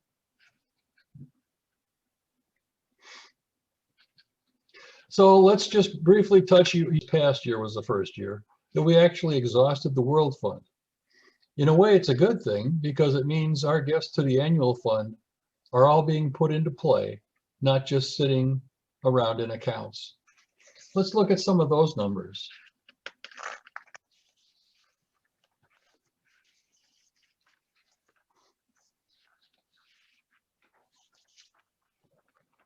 Please note that the words in this section come directly from our trustee chair, past Rotary International President, K.R. Ravindran. This is perhaps the most turbulent year of this generation. We faced a global health crisis, natural disasters, and economic turmoil, all at the same time, and the whole world was affected. Through it all, Rotary stood tall. We have heard stories, some amazing stories of acts of generosity and personal acts of service by clubs, Rotarians, and Rotaractors. The Rotary Foundation has been proud to support our members' efforts serving their communities. Since March 2020, we awarded $32 million in global grants and disaster response grants for projects related to COVID-19. In fact, we awarded 1,359 global grants worth $95.6 million in 2019-2020. Compare that to 2013-2014, when global grants were first introduced, when we awarded 868 global grants worth $47.3 million. Now, that is a lot of growth. All over the world, foundation grants are supporting projects that demonstrate Rotary's impact and reach. Because the high demand for global grants is far exceeding and outpassing the growth in annual fund contributions, the World Fund is depleted well before each Rotary year ends, and we find ourselves in a position where we cannot fund all the global grant requests we receive. This Rotary year, we have taken several cost-saving measures in an effort to fund more global grants. The trustees and the board recently transferred $15 million from the Foundation's operating reserves to Rotary International's budget surplus to the World Fund. In total, nearly an additional $20 million is being made available this year. But unfortunately, even that is not enough to fulfill the applications that are expected to be submitted. A financial shortfall is expected this year and likely in coming years because of the growing success of the Global Grants Program. Therefore, the trustees have approved policy changes effective 1 July 2021 that will strengthen the Foundation's ability to fund more global grants.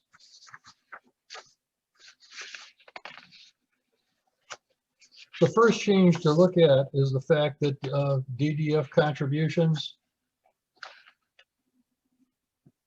to Polio Plus, the matching will drop to 50%, where it has been in past years. Now, this match is before the Bill and Melinda Gates Foundation, so the Gates Foundation will continue to match $2 to 1 for every dollar Rotary commits to the polio eradication, up to $50 million a year, as you recently heard. That's a total of $100 million in match, or $150 million minimum, that will be going through Rotary to polio eradication. It is vital that we continue to raise the $50 million a year for polio eradication and raise awareness by keeping it a top priority in our clubs, our communities, and with our government officials.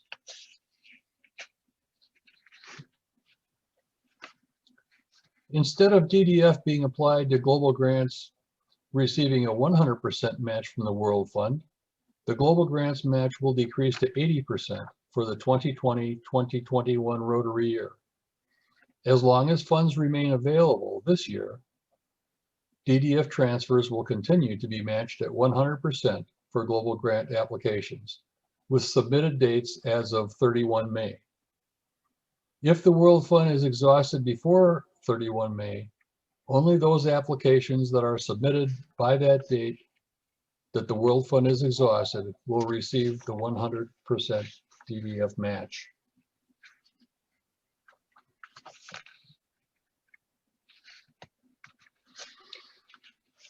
The third topic taken up was currently the annual fund share contributions are split equally between the World Fund and DDF, with 5% of the total share contributions being deducted only from the World Fund side to help pay for operating expenses. Beginning 1 July, all annual fund share contributions will have the first 5% directed to operating expenses, and then the remaining will be split equally between the World Fund and DDF. For example, a $100 contribution will generate $5 for operating expenses, and the remaining $95 will be divided equally, $47.50 for DDF and $47.50 for the World Fund. And finally, annual fund donors give with the expectation that their contributions will be used promptly to help communities. It is by name the annual fund, but the amount of rollover DDF each year remains high. On 1 July 2020, $48.8 million was carried into the current Rotary year. Let's put these funds to use to increase the impact we make through our programs. So at the end of each Rotary year, DDF that has been held for more than 5 years will be applied at the district's discretion to Polio Plus, Area of Focus Endowment Funds, the General Endowment Fund, including Rotary Peace Centers, the Disaster Response Fund, or the World Fund, which is the default.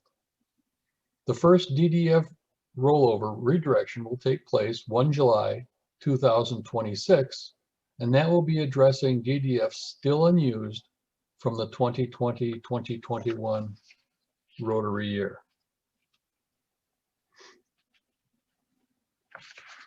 Your trustees have spent a considerable period of time deliberating these issues, and these policy changes are the result of careful thought and planning. Balancing financial resources with program demands is challenging for any nonprofit, and adjustments and difficult decisions are sometimes necessary to cope with the changing situation. Keeping our programs strong and growing relies heavily on your continued generosity to the annual fund share. We are committed to careful stewardship and prudent investments that will provide more funding for grants and programs. But it is up to you and your support of the Annual Programs Fund that makes these good works possible. I want to thank you for outstanding generosity and encourage you to finish the year strong. It is never, ever too late to help others. So I know I've talked almost as long as you think I have, but that brings me to the end of my prepared remarks. I've checked all of President Holger's boxes, and I still have a couple minutes left. So let's take a little trip back in time, and let me show you some slides about the project we talked about in the beginning. I'm still committed to doing clean water projects in District 7030. Currently, we are starting one in Barbados to furnish a steady supply of clean water to rural schools. So if you have a clean water project in mind, please let me know. So back when we started the project, this was the neighborhood where it took place. I have to go through these quickly before I hear the ding in my ear.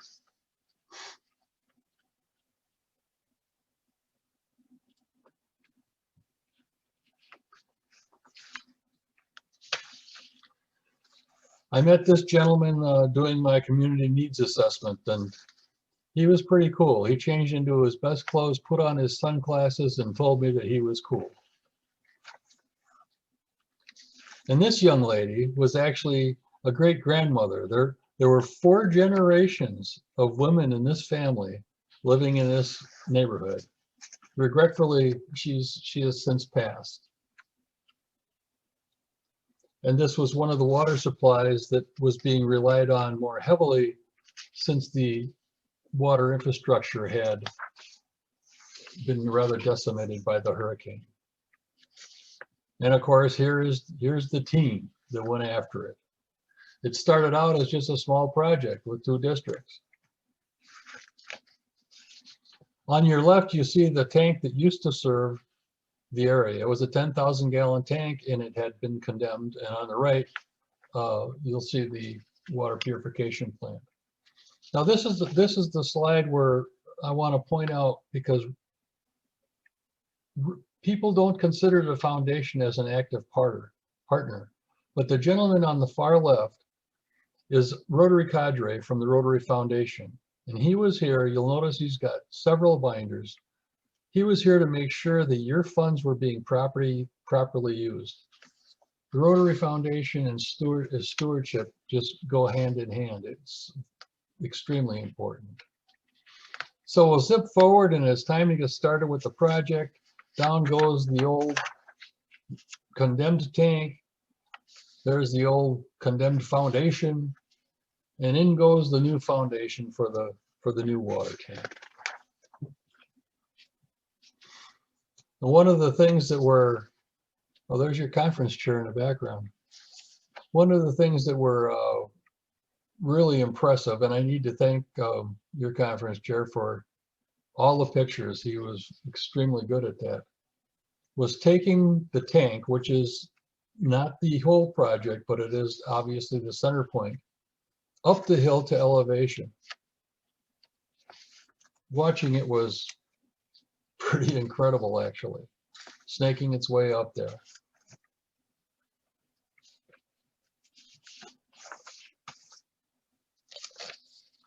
And then assembly of the tank itself began. Now this picture is my GSD team from the year I was governor, and they were being hosted by District 7030. Past district governor Stephen Ramroot was governor at the time, and Stephen ended up with 2 GSE teams because he liked the name Stephen so much. He had a Stephen from the UK and a Stephen from the USA, and his own Stephen from him. That was the last year for GSE. Many Rotarians worked hard on the project, physically as well as other support. And while the tank was being prepared, the infrastructure began to support the water that would become available.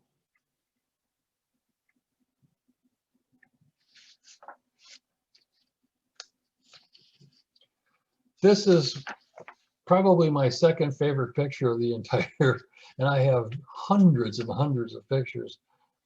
This reminds me of the movie Rocky. If you remember when Rocky Balboa was starting to get into shape and he had to run up those stairs at Philadelphia, and he got to the top and it was like, yeah! I love this picture for that reason, that they'd been working so hard on this tank and the end was finally in sight. And then of course it was cleaned out and filled with water and completed at 180,000 gallons. Now it's interesting to see how this project had grown from our 2 districts into 5 districts and 2 clubs from a 6th district as it became larger and covered more people and added educational components. It was something else. And of course, the proof is tasting, and it was indeed wonderful, clean water.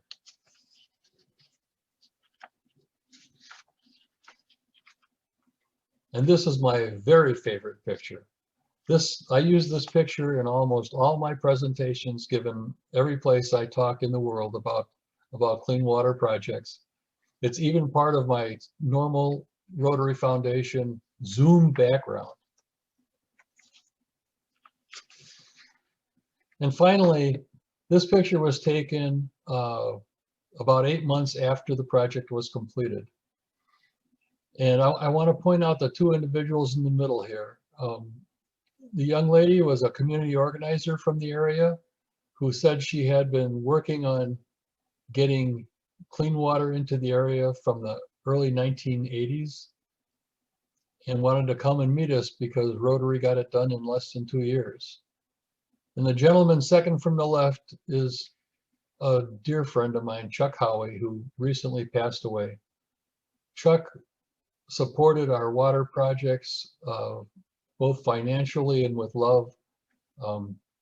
This was his first project working with me, and he gave me $20,000 US to jumpstart the project, and we did many, many, many projects together. I will certainly miss him.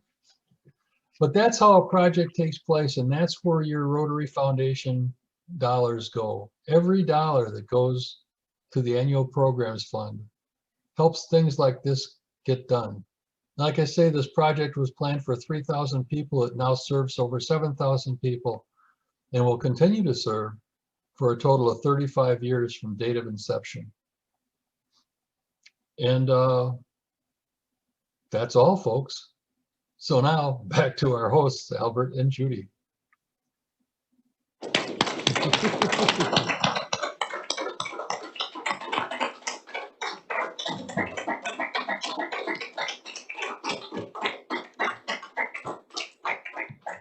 PDG Steve, this is really, really, really great institutional memory.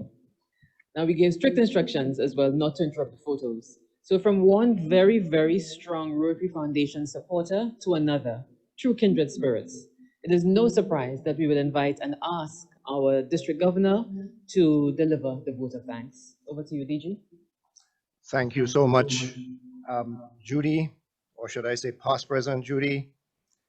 My Rotary family, I am so honored today to say thank you to PDG Steve.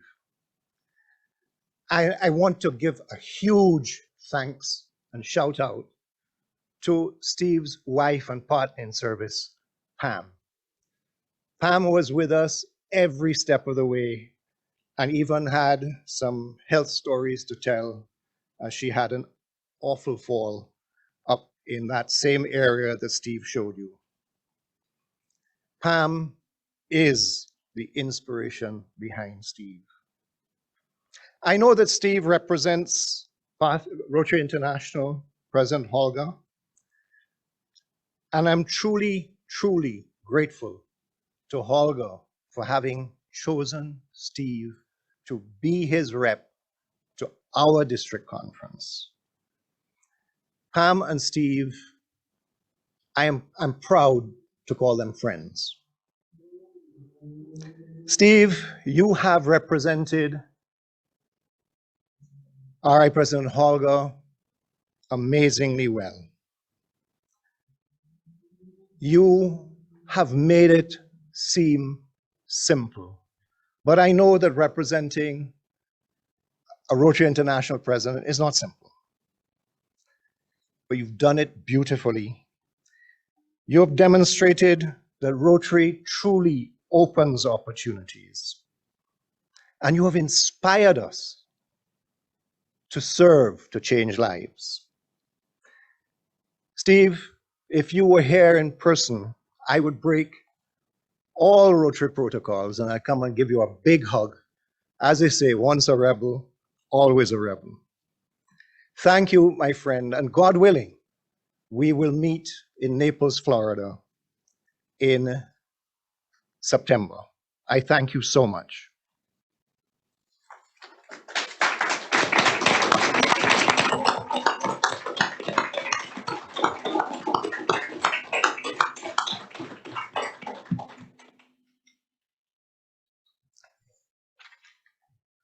Rotary opens opportunities.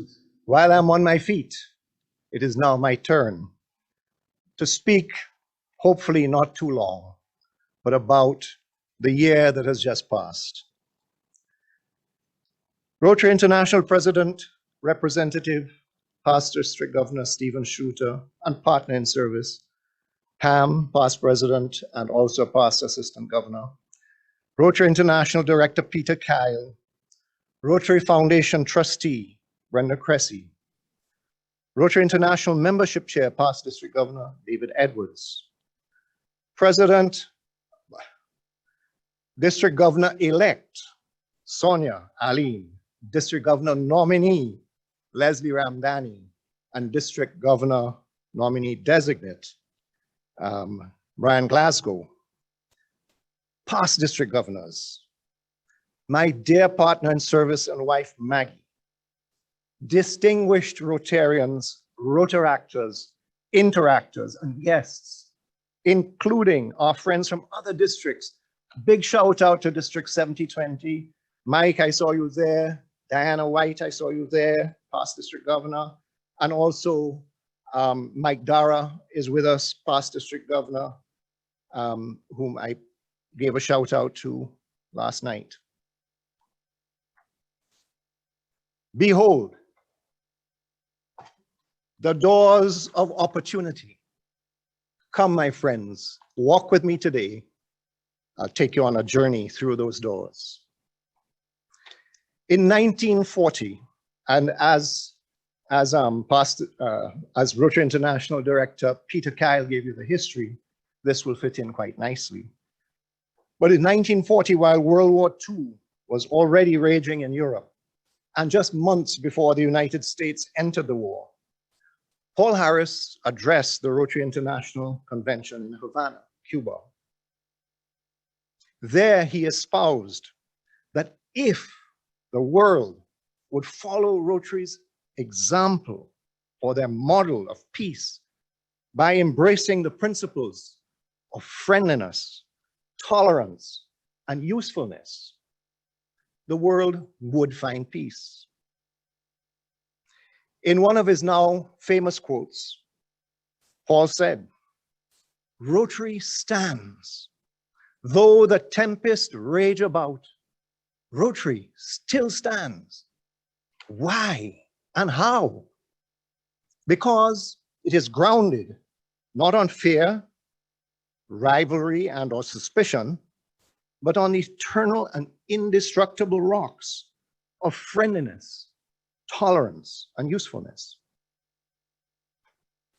In reflecting on these last 10 months, I can say that Rotary stands in District 7030. Though the tempest rage about, Rotary still stands. Not only are we standing, my family, but we have grown. We have grown in spite of the tragic loss of a number of our members, despite not being able to fellowship, as is our passion, and in spite of the recent volcanic eruption in St. Vincent. Why and how, you may ask? For many reasons. Those indestructible rocks that are embedded in our core. Let me walk you through some of the reasons that Rotary has grown in District 7030. First, we have the outstanding leaders at the district and club levels who have grasped the opportunity to lead. Let me present to you the membership committee headed by past Assistant Governor Joseph Nushaya and Assistant Governor Debbie Rupchand. They have overseen a net growth of over 90 members so far this year. That is 4%. I have good reason to believe that this will increase before the end of the year due to the commitment of our Rotary family in the district.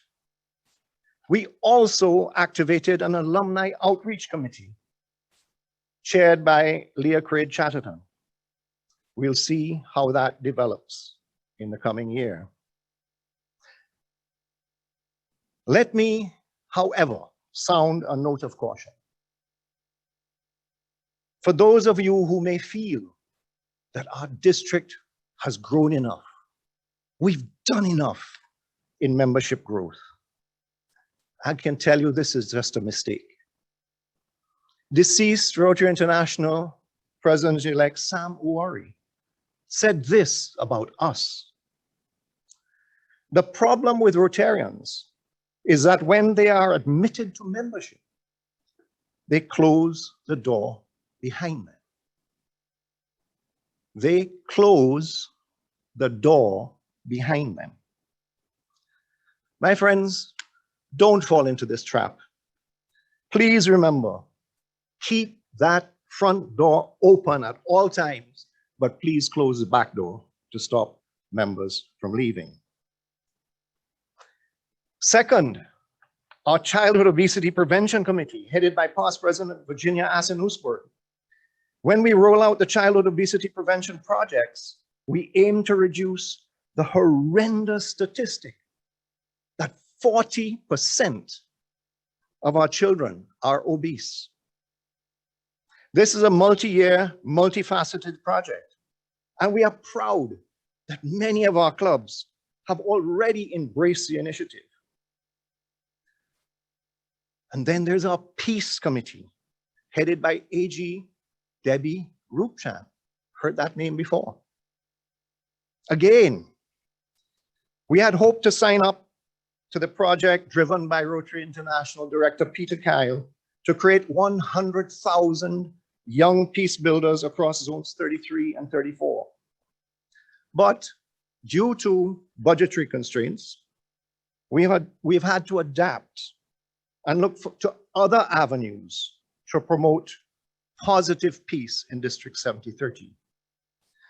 So we hooked up with the RAG for Peace, and we are seeking to make all our Rotary and Rotaract clubs peace builder clubs.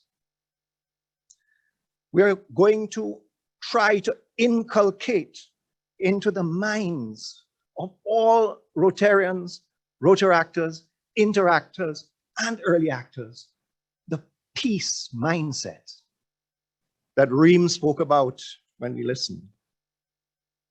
Our District Foundation Committee, headed by past District Governor Milton Innes. And here I highlight the End Polio campaign headed by past President Raj Jadoo, who used 30,000 of his personal recognition points to match Paul Harris Fellow contributions. And he donated a further 5,000 US this year to help free the world of polio. While referencing our efforts to support polio eradication, I cannot pass up on the opportunity to shout out the Rotary Club of Demerara. This club took the opportunity to match from past President Raj, 34 members to make them, members and guests, family, friends, to make them Paul Harris Fellows. And they therefore, they donated 17,000 US dollars to the Rotary Foundation for polio eradication. Now, in terms of the big world, that may not be impressive to some. But in context, that is 3.553 million Guyana dollars. So understand the magnitude of that donation. Our Environmental Support Committee, headed by past President Matt Brenda, and you heard Michael Terrelonge today commend Matt for his efforts. They've been active working with the SRAG on several fronts, including the safe disposal of countless abandoned containers of harmful freon gas dispersed across our region. By increasing our impact through our district-led priorities, clubs and Rotarians have expanded our reach. our childhood obesity prevention, peace, and end polio initiatives, combined with our untiring work to bring relief to the most impacted by COVID-19, have resonated beyond our members. As with the worldwide End Polio campaign, the name of Rotary in District 7030 is being linked with these high impact projects. Member engagement has increased, and the public is showing more interest in Rotary. I have to share this story with you, my friends. Rotarians with medical training from, again, the Rotary Club of Demerara have joined the COVID-19 immunization task force, serving the farthest reaches of that massive country, which is Guyana, traveling into the interior on canoes to bring vaccines to the Amerindians. That's goosebump stuff, my friends, goosebumps. And as we saw last night, our district and much of Rotary Zone 33 and 34 have rallied behind our family in St. Vincent to help alleviate the immediate suffering. And we will be there on the long road to recovery. As with most things, there are exceptions, and some of our clubs have suffered from members becoming disenchanted due to the change in meeting structure. We're doing our best to help them overcome this hump, while we recognize that virtual and hybrid meetings are here to stay. Another vital string to our bow of success in District 7030 is the amazing cadre of assistant governors on whose shoulders has fallen the burden of keeping members motivated and even excited. We agreed as far back as our kickoff meeting in January of 2020, even before we understood COVID, that we should work together to ensure that no member would be lost, if at all possible. We have also worked to emphasize diversity, equity, and inclusion within our membership. We became more inclusive by ensuring our French family were accommodated at our regular district meetings, by ensuring instant interpretation was available. This would not have been possible without the amazing French Rotarian interpreters, past President Natalie, Vicky, and Mavis. We adapted and we made the virtual platforms our own with the boundless energy of Communications Chair Sean, enabling us to raise the bar on presentation delivery, including the quality of speakers. And did we ever have some amazing speakers, starting on July the 4th with President Holger himself live. And look at the quality of speakers we have here with us at District Conference and PETS 2021.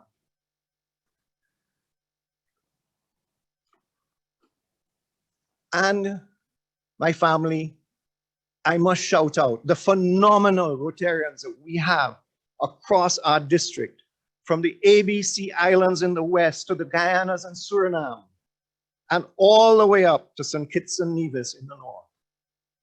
You too are part of the reason for our success. Our youth arm has engaged like I have never experienced with Rotaract led by DRC Giselle and DRR Kevan. They have built on an already strong platform and embraced Elevate Rotaract. They have led the growth of Rotaract from just over 600 members at the beginning of the year to over 1,000 strong today. Interact has suffered in the year mainly because we've had so little in-person schooling. but they're hanging in, and they intend to bounce back at the start of the new academic year, God willing. Despite the difficulties, I am delighted that the Interact Club of Canwe out of Suriname has taken the lead on an environmental sustainability project. The success just goes on. Under the leadership of past President Diana Brown, we hosted an extraordinarily successful RILA in January, virtually. In fact, it was so successful that we are considering this virtual format may become a part, not the whole of RILA, but a part of RILA in the future. Another and most important key success factor in District 7030 is that we have vision.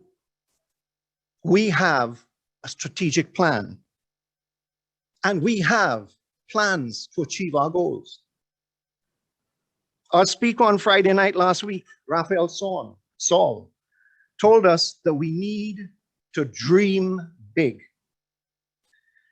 Let me challenge you to share our vision in those dreams. From the man who said, "I'll be back." If you want to turn a vision into reality, you must give 100% and never stop believing in your dreams. And no, that wasn't General MacArthur. That was the Terminator himself, Arnold Schwarzenegger. Together, we see a world where people unite and take action to create lasting change across the globe, in our communities and in ourselves. Is this a powerful vision or what? Is this not a dream that will keep you awake at night? Together, people create change. But vision without strategy remains an illusion. Lee Bowman. We have a strategy to increase our impact, to expand our reach, to enhance participant engagement, and increase our ability to adapt. But strategy without process is little more than a wish list. We have well thought out plans, and through our district committees, we are supporting clubs as they execute their own plans aligned to the district.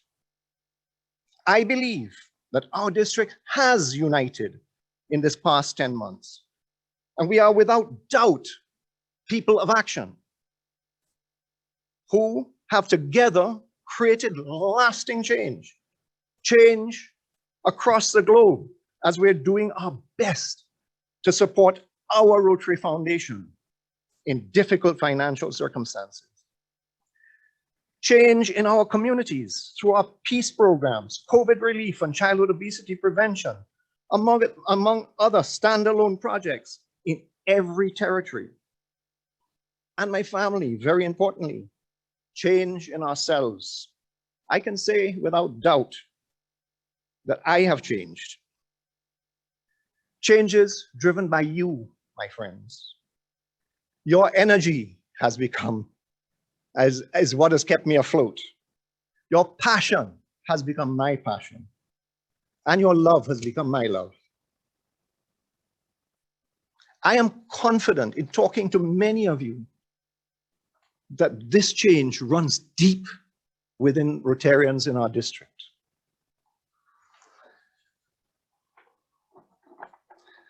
I will end by reiterating what I believe.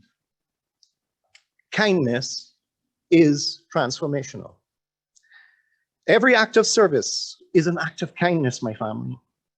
And every act of kindness changes not only the recipient, but it changes us. We gain more from our acts of kindness than we realize. We grow, we become better human beings. The story that Luana told us last Saturday at Pets touched all of us, I'm sure. And many of us are privileged to have our own story when we change from being members of our Rotary Club to becoming Rotarians. To those of you who have not yet had that experience, I say to you, buckle up, because when you have the experience, it will change your life. It is our value proposition. It is why we stay in Rotary. But as they say in the lottery, if you don't have a ticket, you don't have a chance. So, my friends, open those doors of opportunity. They are here, magnificently made by Conference Chair Conrad. And those opportunities, seize the opportunities, buy your ticket, because you will find opportunity to serve, opportunity to grow, opportunity to make new friends and have loads of fun. The tickets are not free, my friends, but the value you will get is way greater than the cost. I cannot close without saying a very special thank you to the fantastic team that has supported me and guided me every step of the way during this last 2 years or so. It might be closer to 3.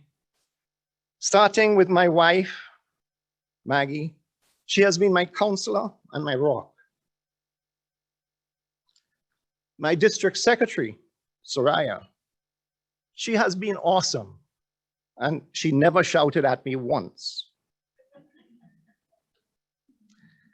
My district treasurer, Joel, for keeping me honest. I can't get my hands on a penny of the district money. My conference chair, Conrad, for making all of this possible. He has been an absolute star, along with the entire conference team.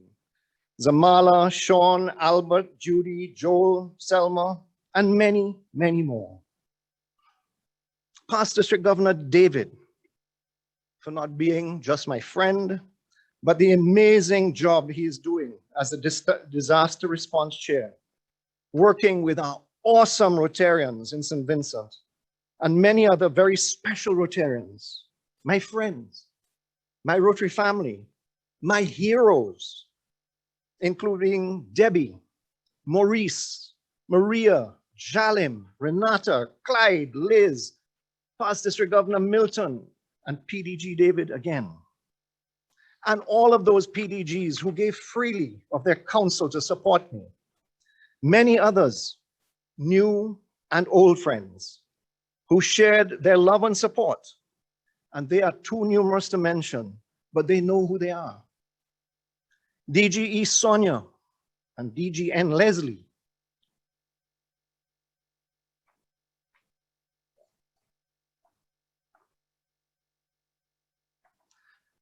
I thank you all.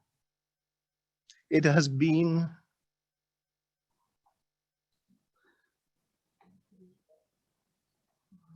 an absolute privilege.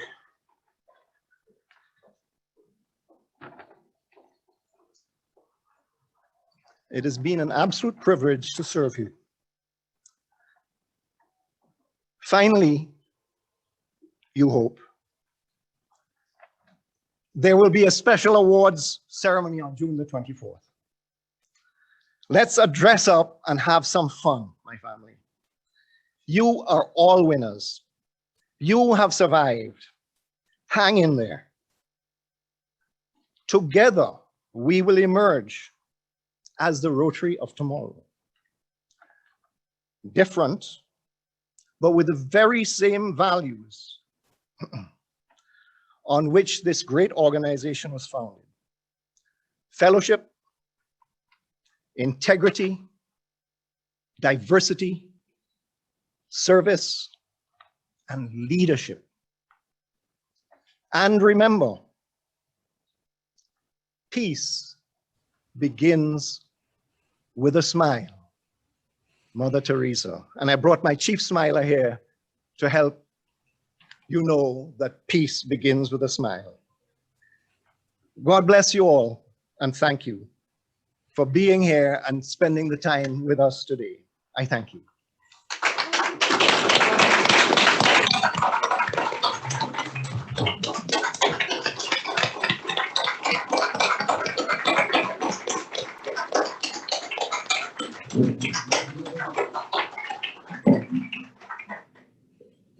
Thank you very much, District Governor Lisle, for that inspirational and motivational presentation. Rotarians and friends, we do have international speakers with us, so we need to make a small change in the program so that we can stay on schedule. So at this point, I will now call on Maurice Sad to introduce the next speaker. Maurice, over to you.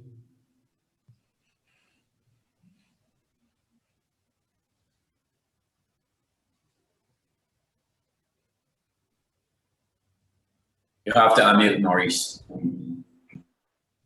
Yes, we should advise our friend English-speaking French to have it translated maybe in English, because I'm going to do it in French.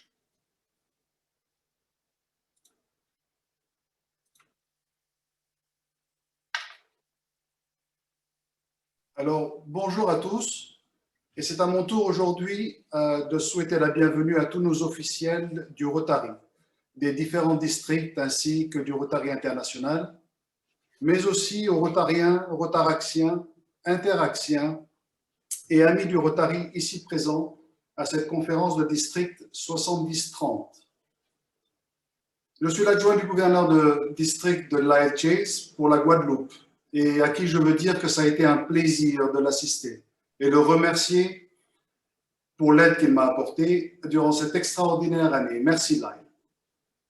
La magie des conférences de district, c'est aussi l'opportunité de faire des rencontres bien improbables dans d'autres circonstances, avec des personnes exceptionnelles.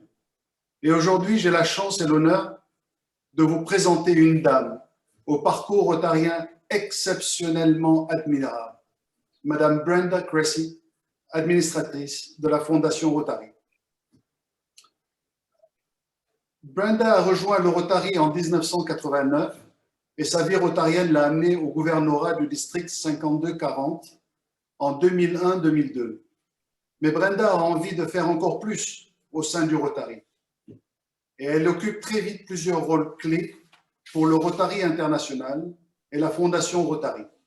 Et en 2018-2019, elle a été la première femme présidente du conseil d'administration de la Fondation Rotary. Le développement de fonds pour la Fondation a été un de ses chevals de bataille, et plus particulièrement dans les domaines de la paix et de l'éradication de la polio. Sans compter l'extraordinaire énergie qu'elle met à faire prendre conscience de l'importance de soutenir le fonds annuel, mais aussi les fonds de dotation et les dons majeurs. Brenda et la Fondation Rotary ont répondu présents face à cette situation de pandémie de Covid-19 par des actions extraordinaires menées dans le monde entier, tout autour du globe. Et Brenda, elle sait combien nos dons à la Fondation Rotary ont un impact considérable sur la vie d'autrui. Et elle est certaine que ces dons apporteront un jour la paix et l'entente dans le monde. Elle et son mari, Dick, sont membres de la prestigieuse Archcliffe Society. Ce sont des donateurs majeurs, membres de la société Paul Harris et de la New Legacy Society. Ils ont créé la Brenda and Richard Cressey Endowment for Peace, qui soutient la Peace Certificate Fellowship. Mais Brenda est aussi lauréate du prix Servir d'abord du Rotary International. Elle a la citation pour service méritoire de la Fondation Rotary, mais aussi elle a obtenu la plus haute distinction de la Fondation Rotary, la distinction pour service éminent. Brenda est actuellement membre du Rotary Club de South Portland, Cape Elizabeth, dans le district 7780. Alors, je vous demande un tonnerre d'applaudissements pour Brenda Cressey, qui va nous parler du Rotary à son meilleur. Merci. Thank you so much, Maurice. I'm delighted to be here today and especially thank District Governor Lisle for this heartfelt presentation that we just heard. And thank you also to RI President Holger's representative, Steve, to all the organizers for this wonderful event. And I'm so pleased to be with you and now with all protocols observed. I want to say this conference this morning has been so amazing, and you too have been amazing simply by sharing your kind attentions and engagement in the conference. And just think, there's more to come. So please know that we all so appreciate you attending these incredible sessions and taking the opportunity to hear so many inspiring, informative, and motivational speakers and presenters. But today I'm here to share remarkable impact that both Rotary and our Rotary Foundation has made around the globe. And rather than statistics, I would like to share the heart of our collective impact. But before I begin, I'd like to ask you all a big favor. So often when presenting on a virtual platform like this, I always wonder who's really listening to the messaging. So at the end of my presentation today, I'd like to ask if you would kindly put in 2 or 3 words of your personal takeaway. Would you all do this for me today? Great, thank you. So, all right, what comes to your mind when you hear these words? Cosmic explosion of possibilities. Cosmic explosion of possibilities. Well, for me, I recently read this on a road sign, and I'm not sure why, but I immediately thought, wow, that sign reminds me of Rotary this year. So what if we changed one word and shout out to the entire world that Rotary is a cosmic explosion of opportunities? Many of you know that Rotary has an action plan, and I'd like to think that action plan has 4 pillars, with the first being impact. And today I'd like to share just a snapshot of what we have achieved together across the entire landscape of Rotary. At the beginning of the pandemic, just over a year ago in March, I wrote an article entitled "A Different World." My thoughts then and now were the simple fact that we were sitting between 2 significant Rotary International themes. President Mark Maloney's theme last year was Rotary Connects the World. And then of course, our current President Holgernack's theme is Rotary Opens Opportunities. And when you think about connections and opportunities, it's clear that Rotary's action plan is actually a roadmap. It's one that is especially relevant in today's world as we navigate through these unprecedented times. We are experiencing Rotary from the club all the way to the international levels. I believe Rotary's vision statement will help us remain focused. And we just heard this from District Governor Lisle. Today, we see a world where people unite and take action to create lasting change across the globe in our communities and in ourselves. And this is a true testament of who we are and how we take decisive action together. And I continue to watch this happen with Rotary, with Rotaract and Interact clubs around the world.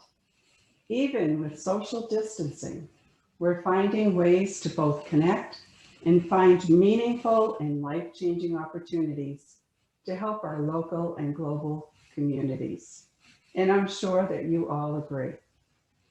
And it's also interesting to realize how we continue to connect even more than ever in new ways with our families, friends, and with Rotary. Rotarians, Rotaractors, and even our young interactors are embracing our action plan, perhaps without even knowing it.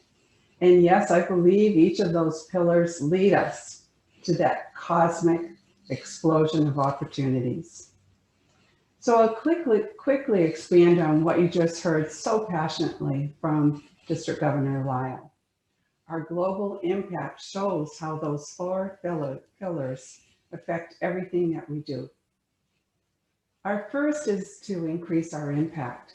Today, despite the times, we continue with a strong focus on Rotary's #1 priority, to eradicate polio, as my good friend Mike McGovern shared earlier. And in so doing, we are leveraging the legacy. Our work to eradicate polio continues, even with the temporary suspension of immunizations. We can be enormously proud of the global infrastructure, as it is key to our united and global effort to help end this pandemic. And if we do not capitalize on all the polio lessons that we've learned in the ways Rotary contributes to the COVID situation on a global scale, then we have failed ourselves and society. The momentum that already exists at the grassroots level and the elevated public awareness of Rotary and the power of our networks and proven partnerships coming with that is huge. Talk about opportunity for increasing our impact. Now, the second pillar is to expand our reach, to grow and diversify our membership, participation, increase Rotary's appeal, and build awareness of our impact and our brand. While Rotarians, Rotaractors, and Interactors in every single community around the world have masterfully found ways to reach out locally and to share the good work of Rotary on hands-on projects, critical funding needs, and most of all, caring for one another. Today's clubs in our organization continue to respond to the needs of its citizens, and it's humbling to see selflessness happening around the globe every single day. And I genuinely believe the foundation is the key to all things good in Rotary. And our third pillar, of course, is to enhance participant engagement, support clubs, engage Rotarians, and offer new opportunities to deliver value. While this pandemic is trying to hold us back, it will not, and it has not. And we Rotarians have staying power. Look at our incredible polio eradication and pandemic responses. Today, clubs, Rotarians, Rotaractors, Interactors, and even our Peace Fellow alumni have become more engaged with a common focus, and that is to make a difference during this time of crisis. And the fourth and last pillar is to increase our ability to adapt, our willingness to take risks, to streamline and foster more diverse perspectives in our decision-making.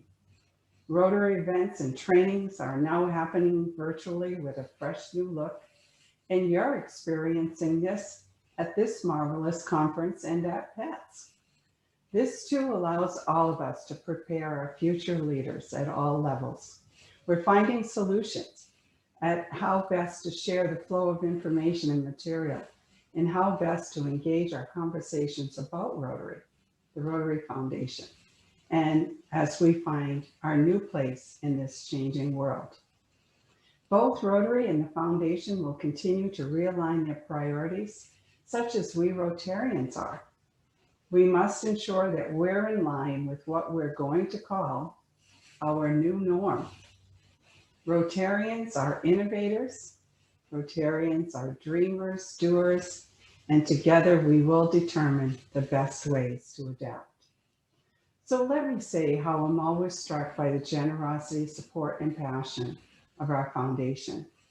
So often, I'm reminded that each Rotarian has his or her own reasons for getting involved with Rotary and supporting our programs. And I hope that each of you will find that special foundation program or project that continues to make you most passionate and therefore will inspire you to continue supporting the foundation to the best of your ability. When we become involved in our foundation through projects and service, you see the value of your contributions. I see each of you as an ambassador of our foundation, active partners in doing good in the world. So I thank you. Thank you for staying engaged and sharing our foundation with other Rotarians in your clubs and in this great district.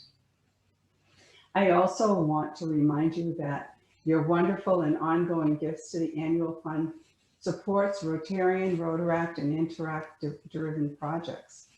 Projects that are created at the local level, developed to meet the needs of our communities, and fostered through international fellowship. Through that one single gift, you can help in any one of the areas of focus. And I truly wish that all Rotarians, Rotaractors, and Interactors embrace the power of our foundation. So when I ask people why they support the annual fund, many say it's because our foundation, you get something back when you give.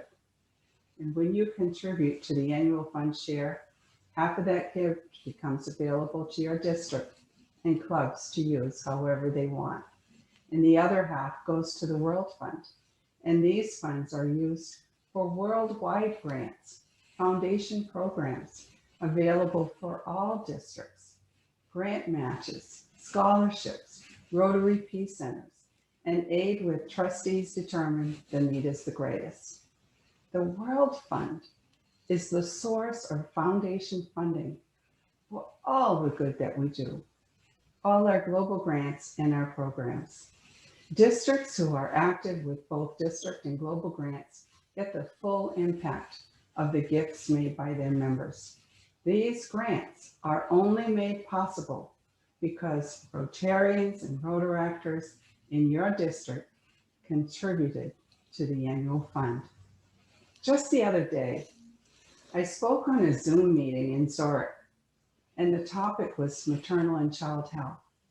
And as I prepared my remarks, I was astonished and saddened to learn how decades of progress for child mortality is seriously threatened by the COVID-19 pandemic. And this is the most pressing reason I can think of at this time to have your continued support of the foundation.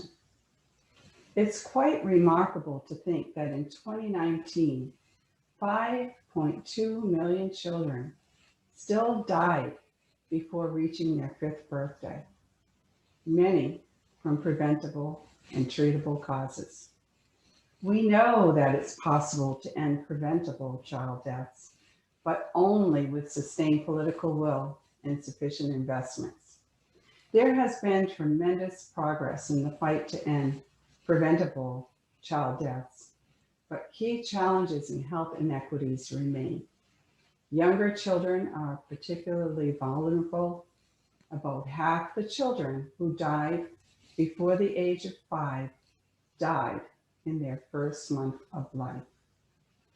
And fortunately, this is where you come in. This is where Rotary comes in.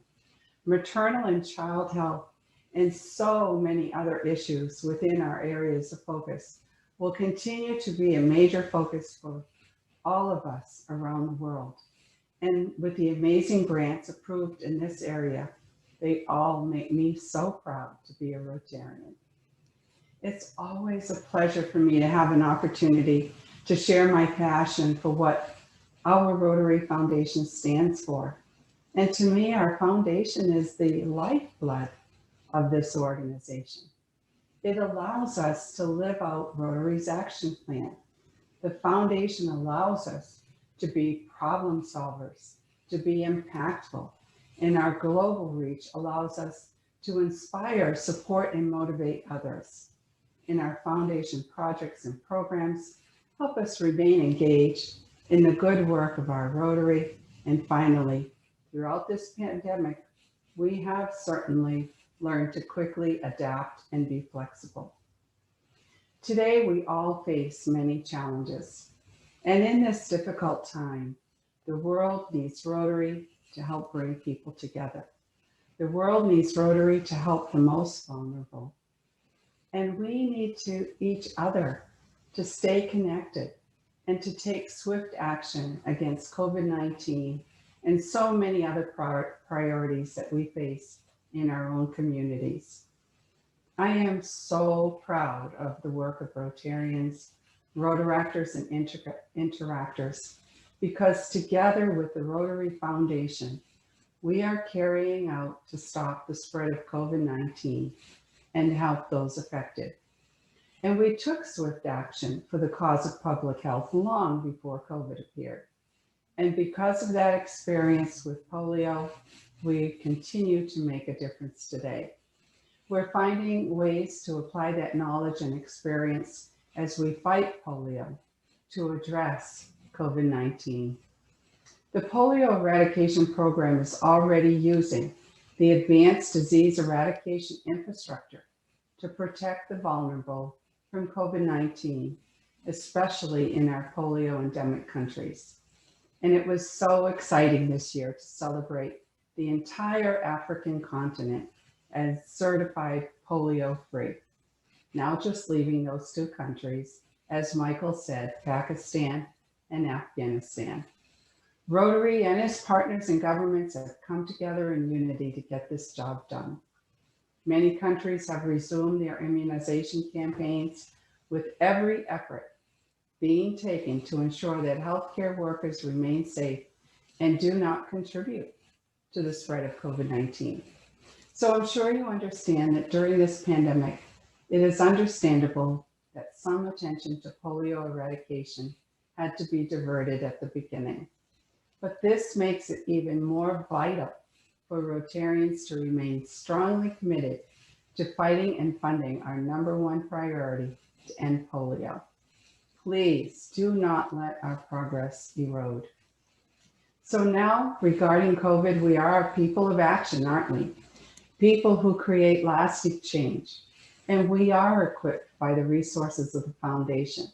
We can make a difference in thousands of communities around the world. Rotarians have initiated several district grants.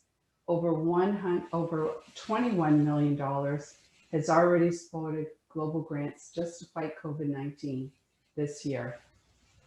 In addition, last year, the trustees temporarily added COVID-19 projects to its list of activities under the disaster response grants. And although COVID grants are no longer available through this grant type, it was only because of your generosity to the foundation and Rotary that approximately $7.8 million in these grants have been dispersed to support COVID-19. I want you to know, in its 100 years plus, our foundation has raised and invested more than $5.3 billion at the end of June 2020. Yes, that's $billion. These funds supported projects and programs that have had lasting effects in our communities. They empower all of our members to continue promoting peace, fighting disease, providing clean water, saving mothers and children, supporting education, and growing those local economies all over the world. As Michael shared so well earlier, one of the impacts of the coronavirus pandemic is that that's the other Michael, by the way, has shed light on the relationship between the environment and degradations and threats to public health. both boards decided to add this new area of focus to support the environment. This will offer Rotary members another dedicated channel to increase our positive impact.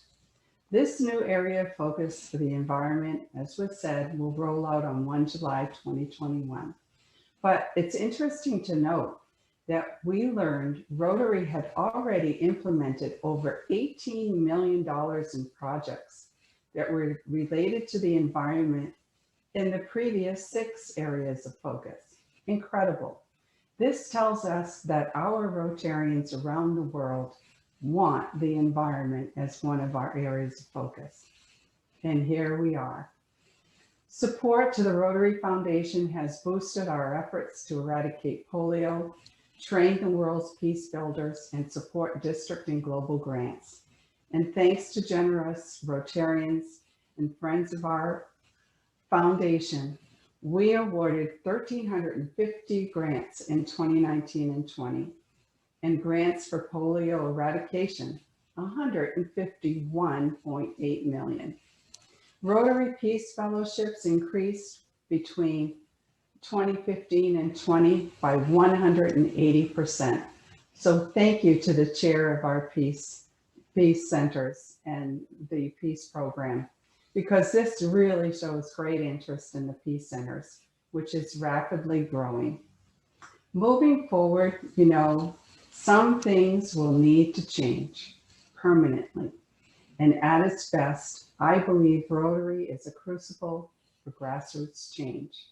Whether it's Polio Plus, global grants, it just takes that one idea from one member to really make a difference. Each of us wants to show how Rotary opens opportunities through our Rotary service. And it's your role as a Rotarian and leader of Rotary that gives you one of the best opportunities to do just that. So yes, today, our world is not the same as it was just a few months ago. It's certainly not the same as it was when Paul Harris founded Rotary back in 1905. But Rotary has survived the best and the worst of times. And I'm confident that our great organization will rebound and be more relevant than ever, yet different. The question is then, are you willing and will you be prepared? So in the end, we're all here today because we believe in the power and the magic of Rotary and of our foundation. Our challenge and call to action is to continue to be vigilant with this pandemic in a way that we can continue to increase our impact.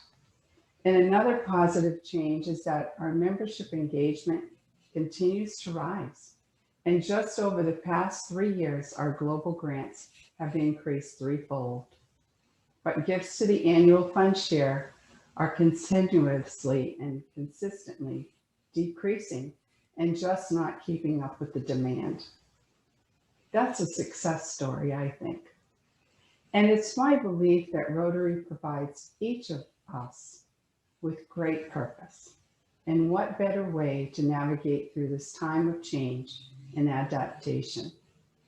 In other words, think about Rotary's People of Action public image campaign, where it states, together we can change a life, together we can provide clean water, and together we can educate and change the world. And yes, together we can and will make a difference.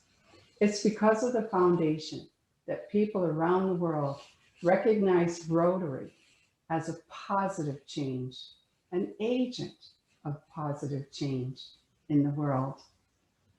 And I personally consider every day in Rotary a new day of possibilities, a new day that brings hope, a new day of opportunities, and a new day of dreaming the possible dreams. Thank you all for what you're doing with the relief efforts. The needs are great, whether it's PPE, food security, or helping to connect with those who are isolated. And all these and more reflect the need to be further vigilant. I believe that our great organization is well positioned to change tomorrow's tragic headlines today. And what better way than through our organization and our foundation? We are all so moved when witnessing a crisis, and moved even more so as we watch hundreds of selfless volunteers taking immediate action. Mahatma Gandhi said, and I quote, "You must be the change you wish to see in the world." So when leaving the conference this weekend, I ask that you each continue to dedicate yourself to serve, to help in whatever way possible. Join in the effort to erase polio from the face of the earth. Rebuild the needed annual fund for all those life-changing projects and programs we all enjoy in Rotary, and help continue to make a significant impact around the world. Rotary changed our lives. The gifts we receive in turn continue to present themselves to us in many forms. For me, it was that first international project, a vocational school in Lima, Peru, and why my club chose me and other new Rotarians to feel how gifts to the Rotary Foundation continue to help us share life-changing stories. Later, it was the mother who I met who could now feed her children because of a microcredit loan. It was the village who received the gift of a new water well that would save their children from waterborne illness. And it's the Rotary and Rotarian-driven projects that provide heart surgeries for young children, a new water well, new skills, and so much more. Friends, these projects will only continue because of each of you, and the collective impact that you make on the world will continue to be a force that inspires peace. So friends, I notice that you've been putting your words that you plan to take away today. And so continue to do that. I think it's a great affirmation of the world of Rotary and the work that you do.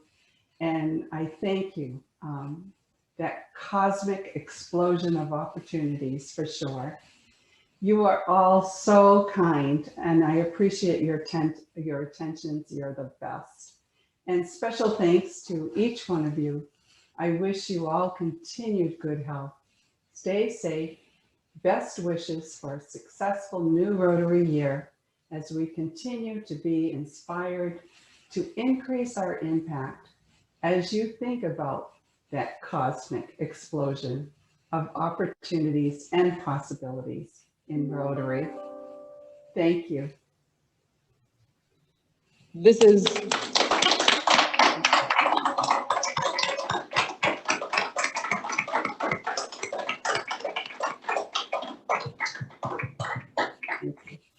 truly Rotary at its best.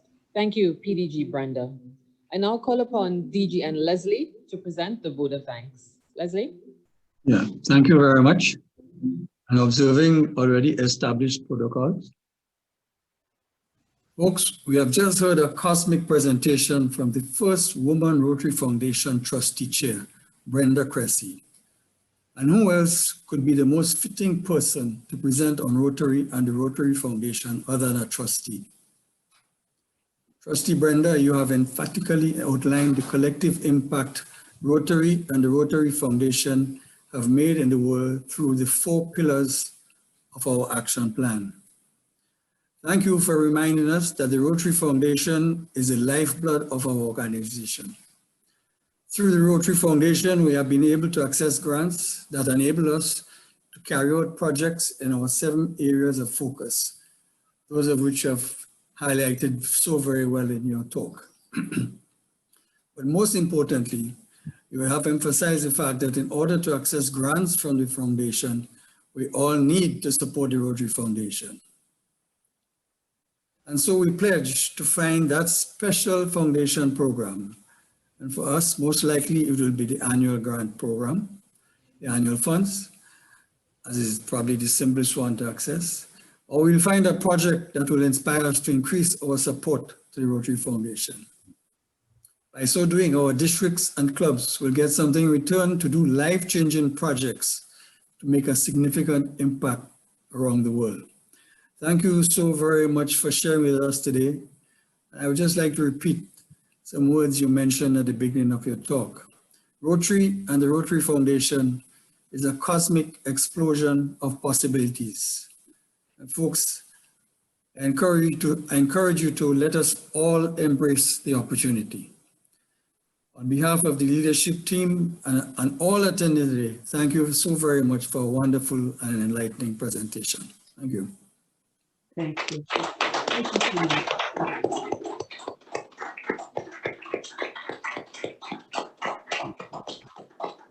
Thank you very much, DG and Leslie.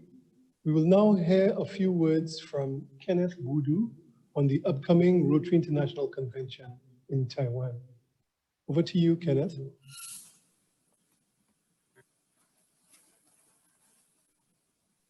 Sacred temples, cloud-bursting skyscrapers, mountainous getaways, incomparable food, and a dazzling nightlife. Welcome to Taipei, Taiwan's dynamic city, home of the 2021 Rotary International Conference. From Saturday, the 12th of June to Wednesday, the 16th of June, just about 2 months from now. Ain't no stopping us now. Yes, it's virtual, and so be it. Aren't we on a wonderful virtual conference at this very moment?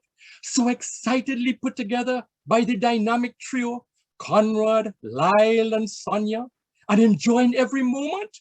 So let's dignally and get ready for Taiwan. Zoom in. Taiwan is one of the 4 Asian tigers, and Taipei, its capital, is a city that blazes 24/7 with exquisite vitality, making it a perfect setting for the Rotary International Convention. Its theme being, feel the energy. This is a long-awaited moment for Taiwanese Rotarians who established their first club in 1948. Today, Taiwan has 900 clubs and 35,000 Rotarians. Kenneth Schulter Jr. is the convention chair and stands ready to welcome District 7030.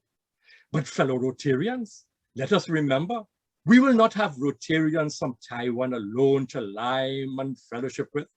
There will be an international cross-section from Europe, Australia, USA, Canada, West Indies, Central and South America, Great Britain, Ireland, New Zealand, Pacific Islands, Asia, plus. So how about it, Suriname, French Guyana, and ABC Islands? Pack your Amstel and rum toucan. Guyana, tell us about your pepper pot at the convention. Grenada, St. Lucia, St. Vincent, ready yourselves with nutmeg crab and 5-year chairman's reserve. Barbados, Moby, cool and ice. Antigua, show us pics of your 365 beaches. I would look forward to seeing Trevor in St. Kitts serving up Bastard ginger beer. Milton sharing his ambassador tequila cocktail. Sonya, the story of crop over.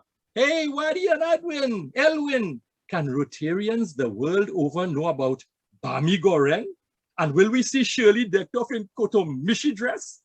Tobago, the world awaits you to hear about the Boko Reef and Nyland Pool. Martinique and Guadeloupe.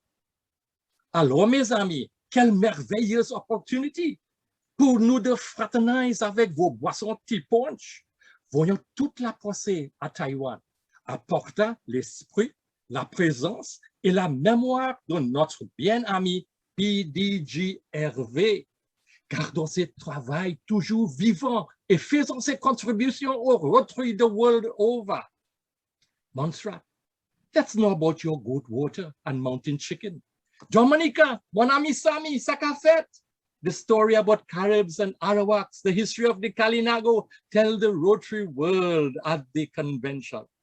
So Trinidad and Tobago, District 7030, let us dingole, let us adopt, let us adapt, let us zoom into Taiwan from the 12th to the 16th of June, 2021.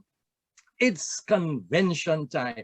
Go online and register now, now, now. $49 till May the 7th. After that, you pay $65. Just to repeat, $49 now until May 7th. After that, $65. Ain't no stopping us now. Rally, rally, rally round the convention Rotary. Now and forever. See you in Taiwan. A plutada Taiwan, mes amis.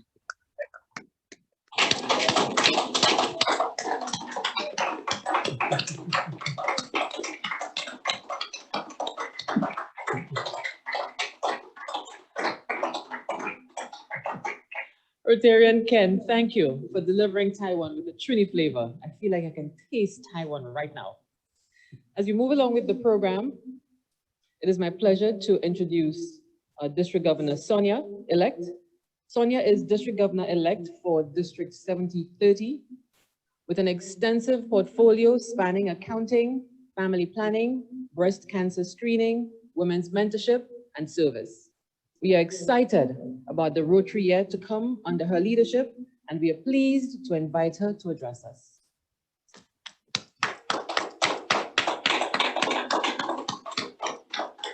Thank you so much.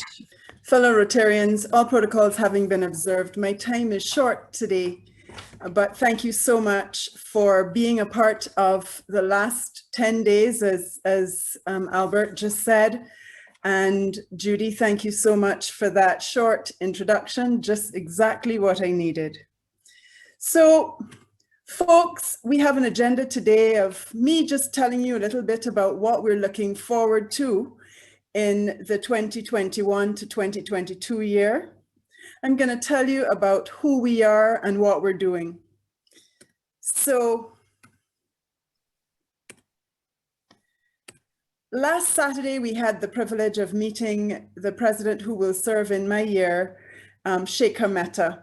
He is the 4th Indian in 116 years to be honored with serving as Rotary International President. We'll hear a lot more from him in the year to come.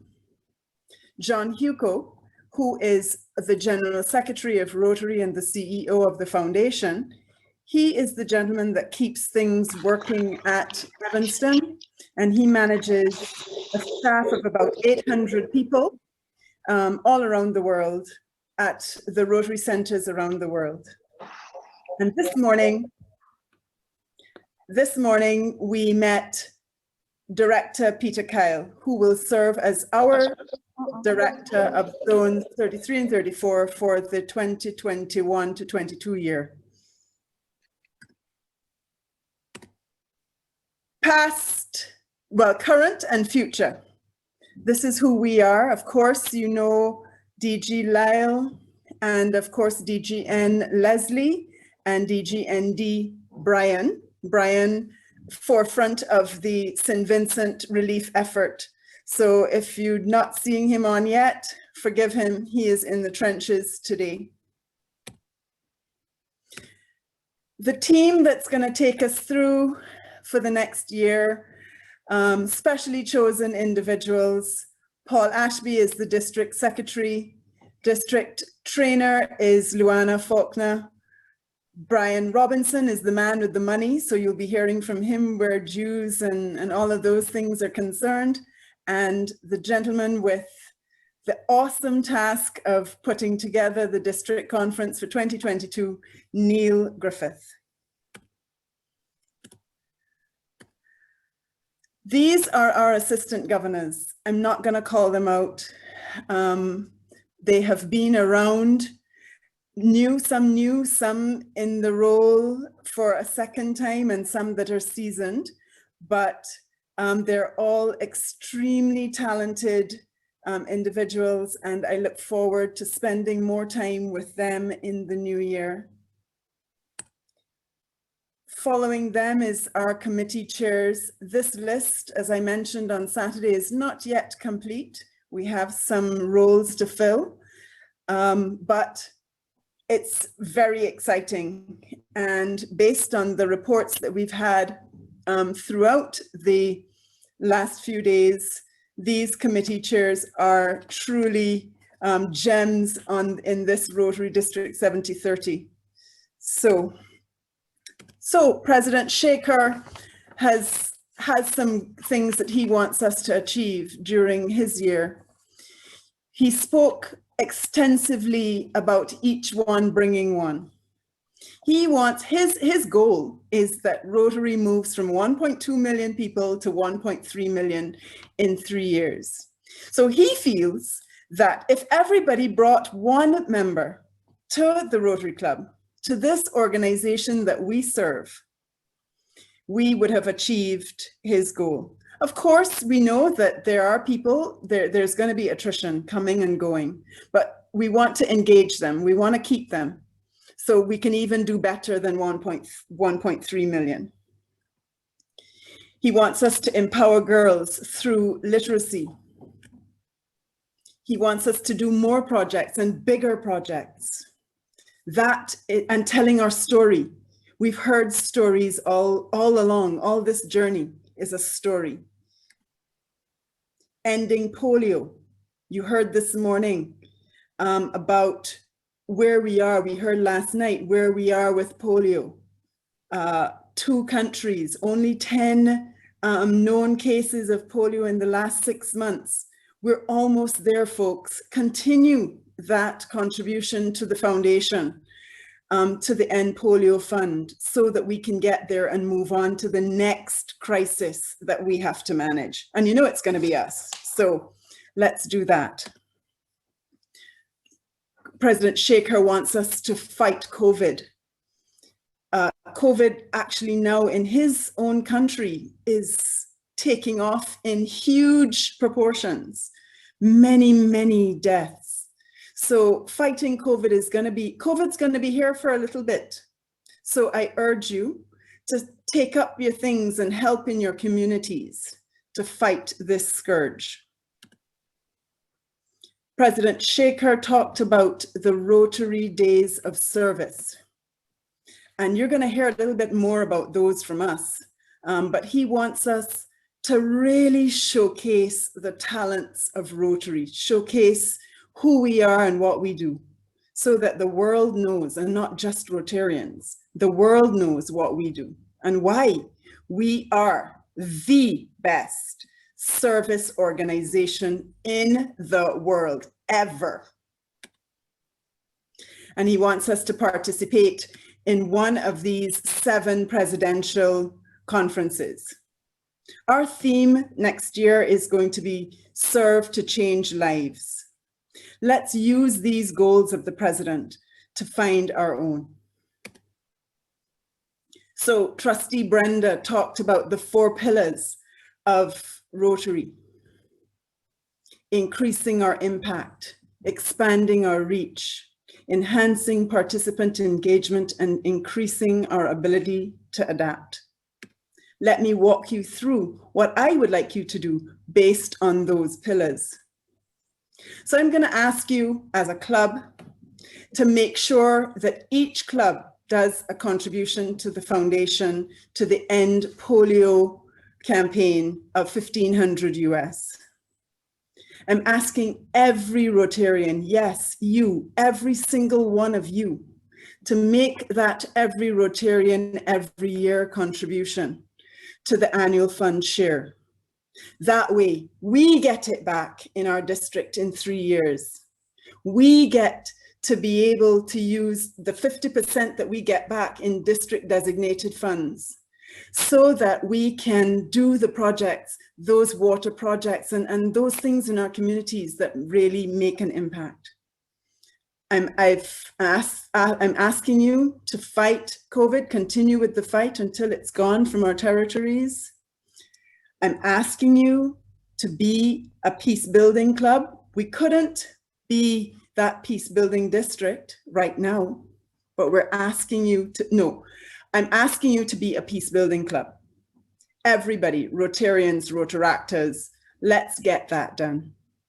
And I'm also asking you, under this first increasing impact pillar, to embrace a project from the Childhood Obesity Program. They have a wonderful manual that there are many programs to do. Under the expanding our reach pillar, the mandate that I have given to the membership committee is to increase membership by 10%. It's a lofty goal, but we have to aim for the stars so that we can actually achieve something. 10%. We have new types of clubs where we want to embrace. I'm asking for you to tell your story using all the avenues. I ask you to wear your Rotary pin with pride every day.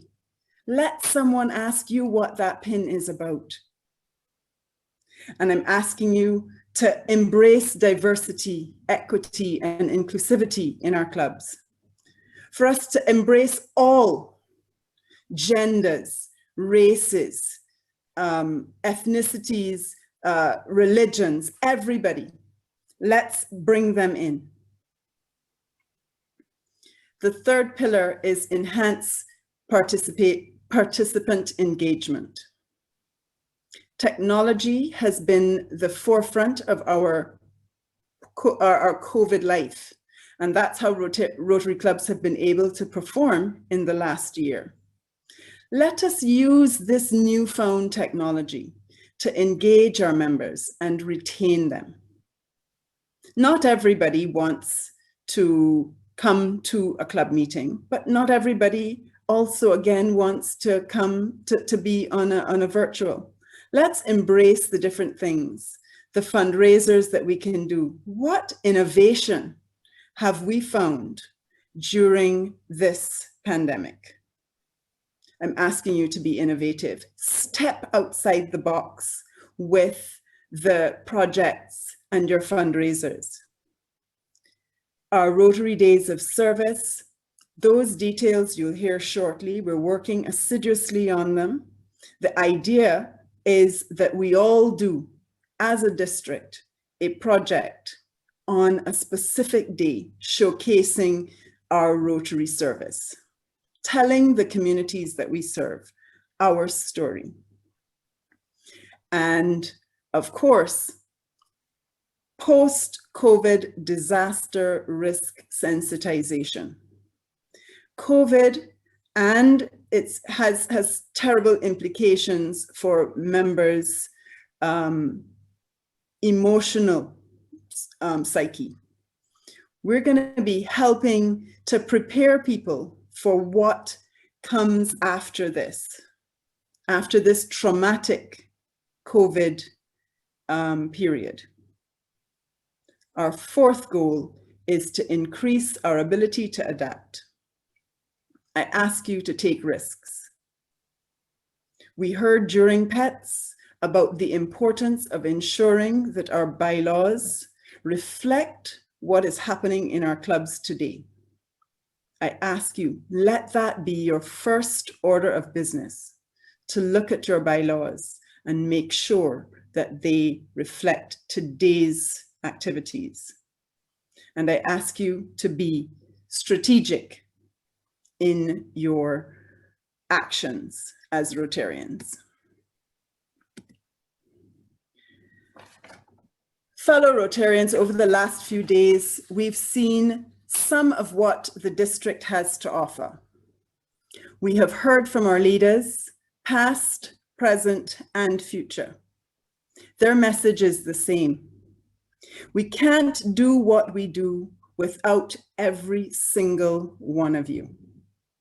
The world needs Rotary now more than ever, and we need you. Join us on this journey through District 7030 in the coming year, showcasing the projects and the goals, telling your stories to the world.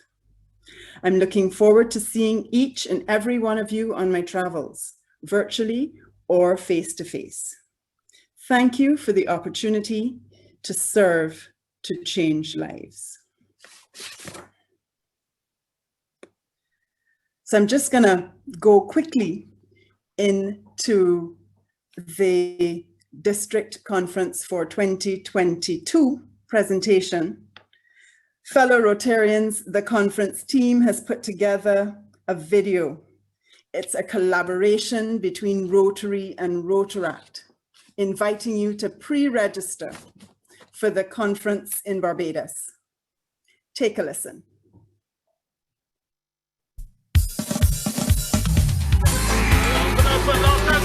Exactly as I predicted there.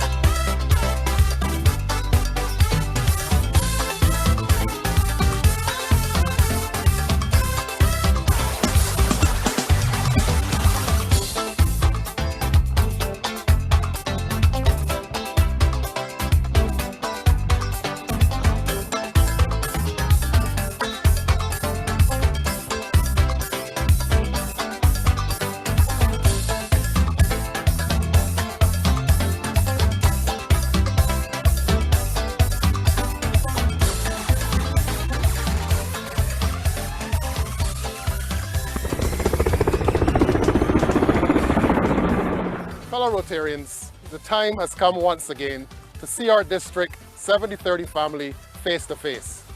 We need to see you in 3D, not 2D, at the 2022 PETS and District Conference in Barbados next April 6 to 9. The Planning Committee and all Rotarians in Barbados are excited to welcome you for what we expect will be our first face-to-face conference in 3 years. Do you remember when we actually last got together? We always make great memories at our conferences, and next year we promise you will leave Barbados with even more amazing memories. We have some excellent training and presentations all lined up. We have our venues and our hotels ready to receive you, and of course our party planners are ready and excited to host some epic events. All we need is you. So please, we encourage you to visit our conference website and of course continue to follow our District Conference Facebook and Instagram pages for continuous updates. Go and grab your spot now. If I could change the words to the chorus of Rotarian Mikey's Fettin' Family song, I would change them to, "We are one big Rotary family." See you all next year, my Rotary family. Go register now.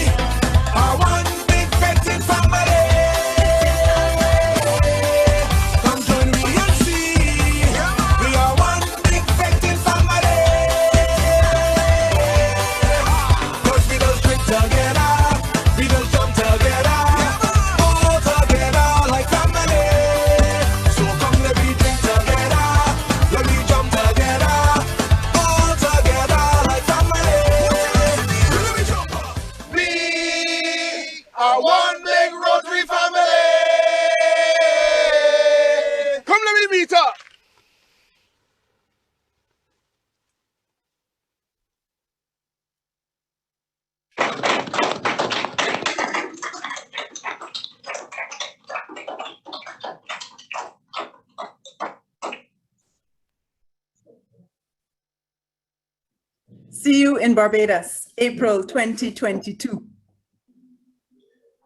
Thank you very much, District Governor-elect Sonya.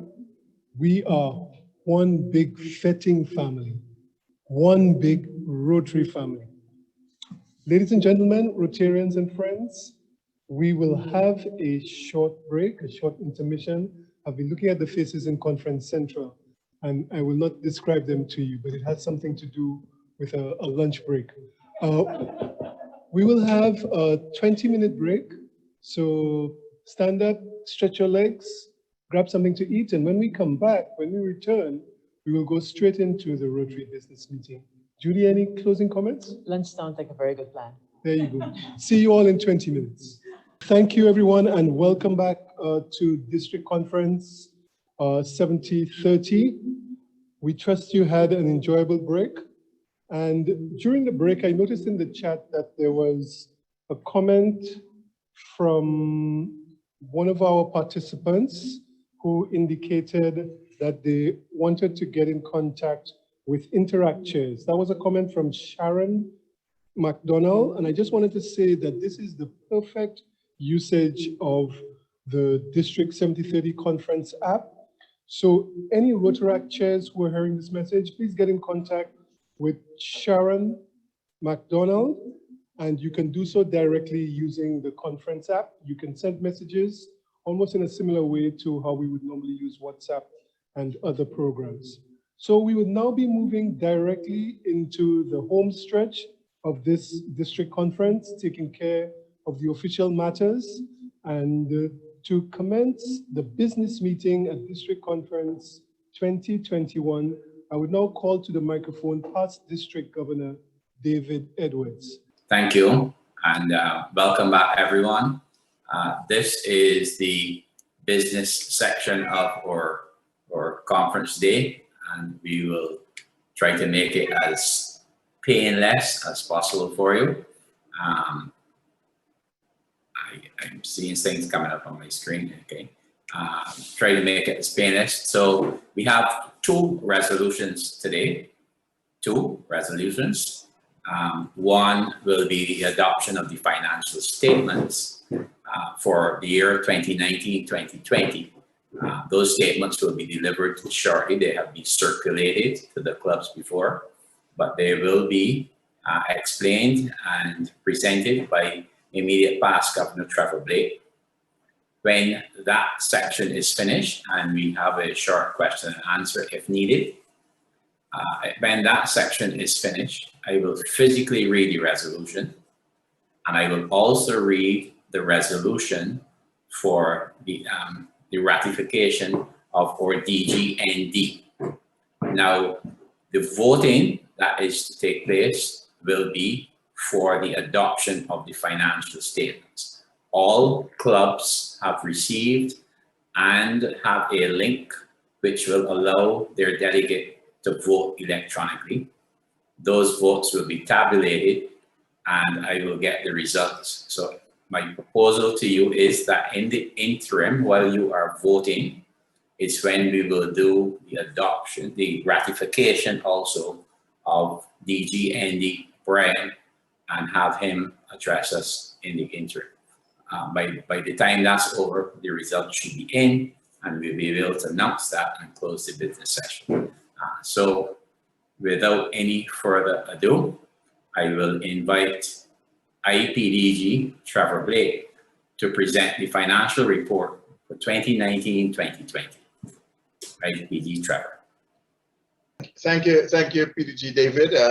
All protocols hereby observed, and I will start to share my screen momentarily. When we met last as a district last June, I presented then a report on the district's operations for the year 2019-2020. The only thing I have therefore to do to complete the report on my stewardship would be the financial report for 2019-2020. This year we tried to complete what we needed to do for the district in terms of the district governor funding requirements As you may recall, the test started in PDG Wadi Zia 2017-2018 and continued in 2018-2019 in PDG Dominic Zia. So resulting from that, we had to do a number of things.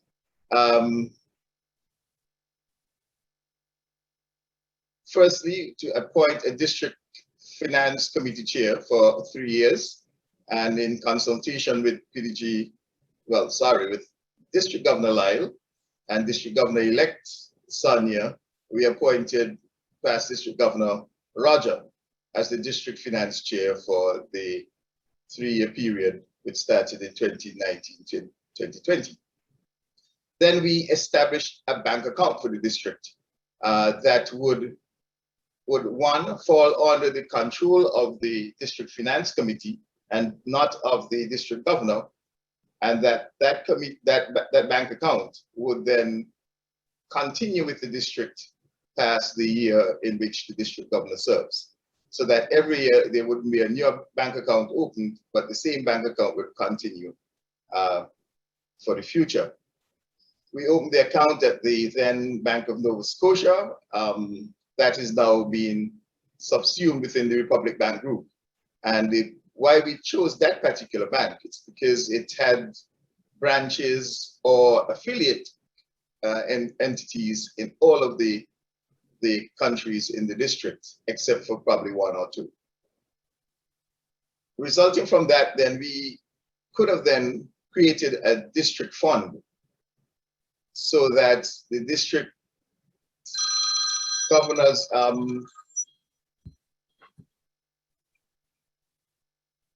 so that each district governor wouldn't start from the ground, so that a district governor coming into office would have funds from which he could operate. And this is important because, for example, to fund the district governor nominee, the district governor elect, to the zone trainings and things like that, zone institutes. Previous to now, each district governor would have had to fund that from his own pocket. And district governor could come into office being out of pocket a significant sum of money. Going forward, the district fund would enable us to finance the participation of the district governor string going forward to the various the various training events that they have to attend without them being out of pocket. And the fourth aspect of this was that the district governor's operations were funded strictly by reimbursement. So the district governor didn't have access to the district funds, but he would make his necessary expenditures and claim from the district chair, district finance chair and his committee, reimbursement, having delivered his receipts, etc., for the expenses that he or she incurs. So that is what we've put in place in this year. In fact, we had agreed that even before the year started with District Governor Lisle, that we would introduce these things to enhance, one, the financial stability of the district and its sustainability, and the transparency, enhance the governance of the district in this way. So that is what we did in 2019-2020. So if you were to go on now to the actual accounts, the first thing I would draw your attention to is page 2 of the report, which has the opinion of the auditors. And it clearly states that the auditors have given us a clear opinion, a clean bill of health. They audited the financial statements, which comprise the financial position, a statement of income and expenditure, the changes in equities, change of cash flows, and a summary of the accounting policies and explanatory notes, and opined that the financial statements present fairly in all material respects. The financial position of the district at 30th June, its financial performance, its cash flows, in accordance with the IFRS for small and medium-sized entities. So we got a clean bill of health from the auditors. We're going to look at the statements in terms of the statement of financial position. We see at the end of June, we had cash of $55,359. Receivables, dues receivables were $2,511 for total assets of $57,870. In terms of our liabilities, we had accounts payables and accruals of $21,528 and an accumulated fund of $36,332, balancing the position. If we were to look at the notes to explain a little deeper what we have here, we see that the dues receivable were from the following clubs, following 5 clubs: Marie-Galante, Pointe-à-Pitre, Fleur de Paix, Île-de-Cœur, St. Laurent du Marina, and Tobago. Some of these, I think, maybe now all of these would have been collected today, but after the end of the financial year. In terms of the payables, we have $21,538, and this represented audit fees payable of $1,500, refund of the unexpended Rotary International allocation for the district government financing of $12,665, disaster relief fund $4460, the reimbursement to district or the immediate past district Rotary representative for her attendance at the Rotary International Convention and the Rotary pre-convention sessions. So we reimbursed her $2,488 for that particular purpose. And then we had some smaller balances of outstanding to PI Chair Sean for the Zoom, and a couple of smaller outstandings on whose behalf, on AG Gary's behalf, our district secretary paid into the Rotary Foundation. If we go to the statement of income and expenditures, we see that the Rotary International funding allocation was $39,144. District dues $55,750. Grants allocation was $53,720, and that other represented some fees paid by clubs for the post-pets session that we held in Guyana. So expenditures, district governor travel expenses total $40,774. The zone institutes registration and support was $56.62. The DRI travel to the RI convention, which I just mentioned earlier, was $24.88. The district grants was $53,720. RLI dues $750. Translation costs $1,200. The Zoom platform, which we have used so successfully and so effectively over the past year or so, was $12.65. Club runner subscriptions $25.34. Badges, pins, banners, and etc. was $16.43. Bank charges $12.52. Audit $1,500, and other $294, for total expenditure of $113,082, leaving surplus for the year of $36,332. If we were to look at some of these, the major areas of spend, major items on the income statement, the funding allocation from RI. RI provided $51,809 to the district governor for the year. After accounting to them for the expenditure, the amount refundable to them was $12,665, to leave a net of $39,144. In terms of the district grants, we all know the grants that were given over the year were to these clubs: Paramaribo Central, Montserrat, Lisle, Portsmouth, Paramaribo, and San Fernando, for a total of 53,720.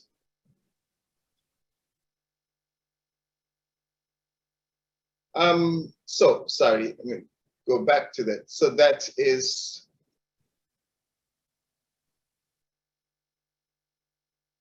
the position in terms of the performance of the district during the year 2019-2020, a surplus of 36,332, and that now goes to form the district fund that I referred to in the introduction. A few things to mention after that happens at the end of the year, before, or I should say after our meeting in June last year.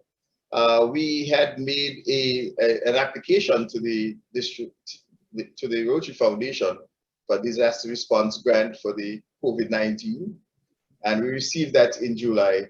And the clubs that were involved were the Rotary Clubs of Guyana for the provision of face masks, the manufacture of face masks, I should say. The Rotary Club of Lisle for infrared thermometers that they were supplying to the institutions here in St. Kitts. The Rotary Club of Maraval for tablets for online learning for some of the schools in Trinidad, and for Princestown for establishment of hand wash stations. And then the Rotary Club of Suriname for virtual call center for the medical facilities there in Suriname. The other thing that happened after we met in June last year was the club citations, the Rotary citations. For the first time last year, the clubs had for the entire year to meet the citation goals. So this information would not have been available before the end of the year. In fact, it became available sometime, I think, in October. So we had 15 clubs, as listed here, achieving the citations at the platinum level, 10 at gold level, and 3 at silver, and then the six other clubs achieving citations overall. So I think we had something like 34 of the 72 clubs meeting the citations.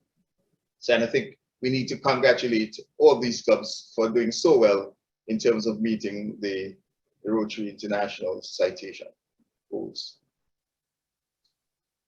And then just recently, passing Rotary International President Mark sent or awarded to District 7030 a district citation. And this is awarded to only 93 districts of the 530 plus districts globally. Only 93 were awarded citations. And this, fellow Rotarians, we must all take credit for. This is about you, the clubs, all working together to make lasting change. So I want to say thanks to the entire team for doing so well to enable the district to be amongst the top 20% of clubs in 2019-20. With that, I thank you and would respond to any questions that you may have. Thank you, IPD Trevor. To those who may want to ask questions, of course, with nearly 300 people on, it'd be impossible to see you waving your physical hand. So if you would, if you need to ask a question, please raise your virtual hand using the reaction button. And I will give just... PDT, David. Sorry? There's a question in the chat. There's a question in the chat. Okay. Yes. More like a statement rather than a question. Okay, looking for it. An observation about showing the comparatives for the previous year. Okay. Right. All right, that did come up. As you see, and as the auditor's report stated, that the report was audited in accordance with the IFRS for SMEs. The report for the last year was provided in a different format, and while it would have taken some effort to restate the financials in this format, so we thought it best just to show what this year. What we've put in place this year should make it easier in future years for there to be that sort of comparisons year to year.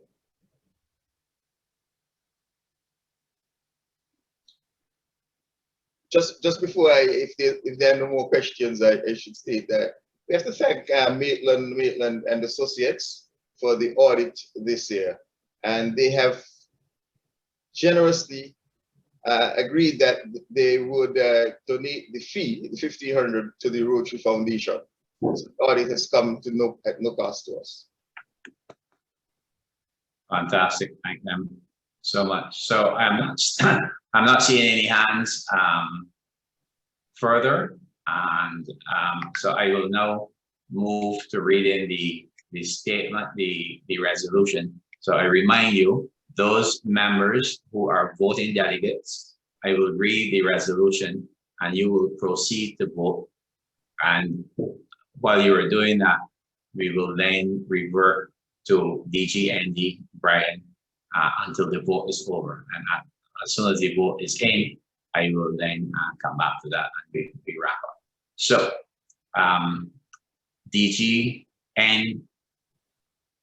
no, let me read the resolution for you, just to be sure, and then we do.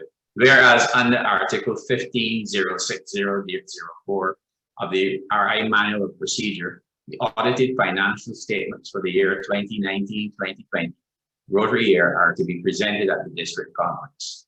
Be it resolved that the audited financial statements for the 2019-2020 year be approved and adopted by all clubs in Rotary District 7.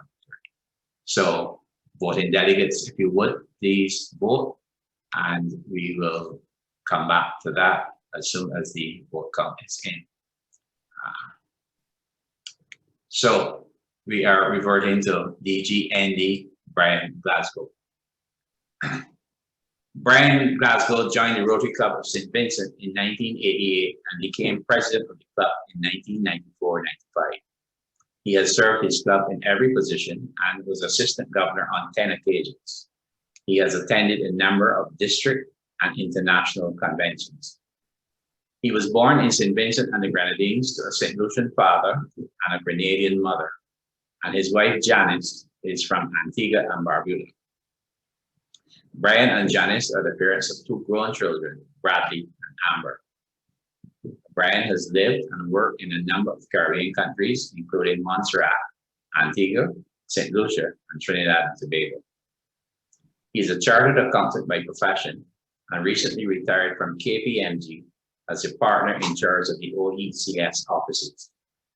He continues to provide consultancy services for KPMG and also practices with an independent financial service provider specializing in corporate finance and business restructuring. Brian is the Honorary Consul of Sweden to St. Vincent and the Grenadines and is chairman of the National Fiscal Responsibility Council of St. Vincent and the Grenadines. And I may add to that, or lead on the ground for the Soufriere volcano response. So DG Andy Brian, welcome to the post officially. If I may be the first to welcome you and invite you to address the conference. Thank you, PDG David. For the past 2 weeks, I think we've been speaking to each other at least 5 times every day.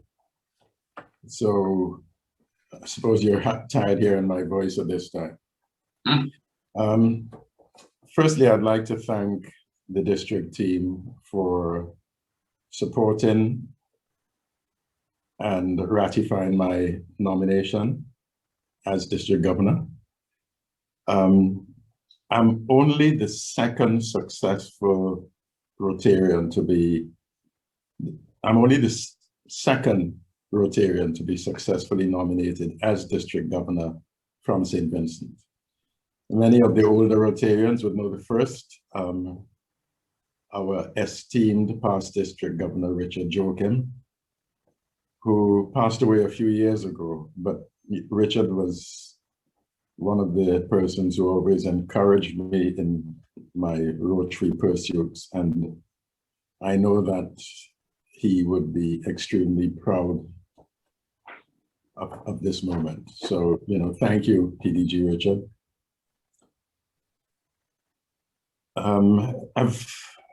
This is not about me. This is about St. Vincent, the Rotary clubs in St. Vincent, and the Rotary family in St. Vincent.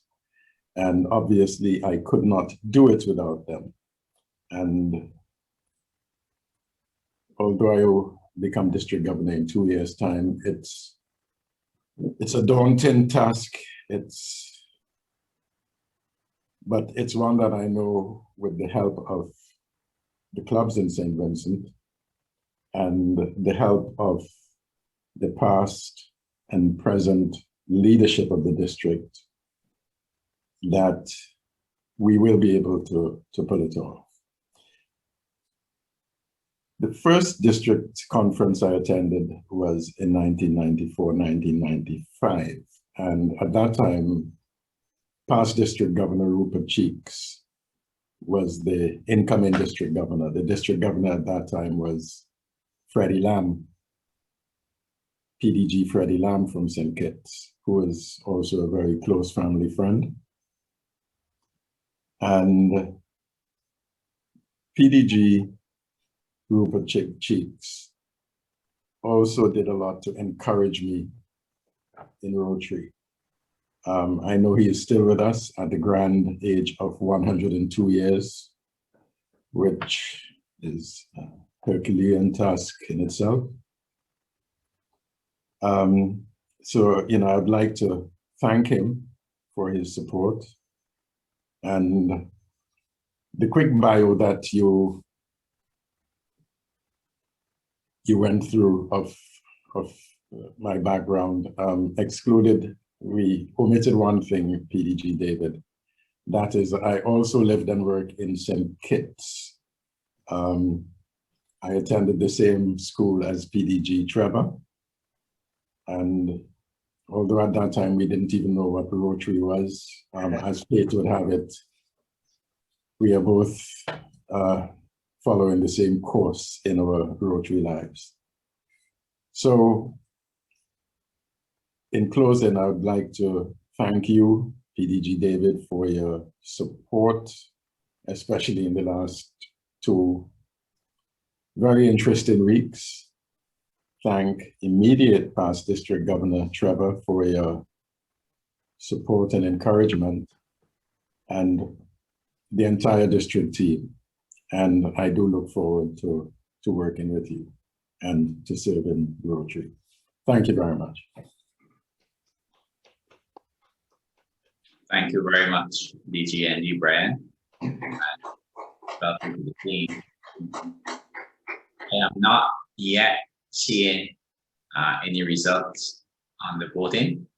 So as I await that, DG Andy Brian, I may come back to you now and ask you to give us an idea of the receipt of goods into St. Vincent. I know that a short hour ago you were actually in the warehouse, and sort of give a feel of what's happening there today. Okay, as I mentioned during last night's meeting, the Rotary clubs have come together as the Rotary family in St. Vincent. We have control of 2 warehouses at the moment. One is a receiving warehouse, but it's also the one where we store water. And the other one is where we store foodstuffs. This morning, for example, we received the second of a shipment of 2 containers from Dominica. So while I was at the warehouse this morning on duty, we received a 20-foot container. There are a number of Rotarians and Rotaractors on duty because we count everything and record every item that comes from the container into inventory. Just let me interrupt you 1 second, DGND, and to remind those voting delegates to vote. The voting is going to be closed in 2 minutes there. I just got a note. So the voting is going to be closed in 2 minutes. Please vote now. Thank you. Go ahead, Brian. Yeah, thank you, PDG. So we make a careful count of every item coming into the warehouse. And when the items leave, and they only leave to go one of two places, either to one of the shelters or to one of the authorized private houses that is hosting an evacuee. So we also make a note of where every single item goes. So for those clubs who have been donating items, you can rest assured that there is 100% accountability. There are Rotarians involved at every step of the operations. We've had to hire a couple of stronger persons than ourselves, and we've hired a few young men who tend to be stronger than the young women. We've hired a few young men from the shelters who would otherwise be roaming around Kingstown and so on. So it's a busy time for all of us. Every single Rotarian, Rotaractor is involved in this process. So, once again, PDG, David, thanks for, allowing me to explain what we've been doing on a day-to-day basis. In a few minutes, I have to go back down to the warehouse because there is a badge that came in from Martinique this morning. And we now have to clear the badge. Fortunately, there is no problem with that. We just go down to the ship and unload onto trucks. There are no formalities. We just say we're from Rotary, and customs doesn't even check the goods. They just hand it to us. So it's been an excellent, seamless process. So we take the goods from the ship, directly from the ship, into our trucks, into the warehouse, and to the evacuees. I just report for you, Brian, that the boat has left the Virgin Islands with a shipment for St. Vincent. So that's another one to add coming in. Great. So that's it in a nutshell, PDG, David. Thank you so much, and we are all supporting St. Vincent. We really appreciate what you and all the Rotarians and Rotaractors in St. Vincent are doing and collaborating with not only with NEMO but with all the other service organizations there, because it's a job all hands on deck. The Rotary Club of Grenada you had your hand up. I don't realize, but I also saw in the chat, I think we dealt with that. If that's the only thing, maybe you could then take the hand down, Grenada. Great, thank you. So I believe the district secretary has declared that the voting will close in 5 minutes. I think she did give some extra time to allow those who did not realize that they had to use the link. And she posted the link in the chat. So for anyone who has not voted and maybe have not done so because you weren't sure, if you are a voting delegate, that's the link you're using to vote, and that will close at 2:34. We have had, from the St. Vincent point of view, we have had tremendous support from all around the world. And just to give you a feel of some of the things we have tried to do, are doing, we have had donation from a health system, a healthcare hospital system in Central Florida, who have donated 300,000 masks, and which consists 5 pallets, that's 5 pallets of masks. And they have then added a 6th pallet of the special K95 surgical masks, which are specifically for the General Hospital in Kingston, because being a healthcare institution, they thought that they'd support the hospital specifically as well.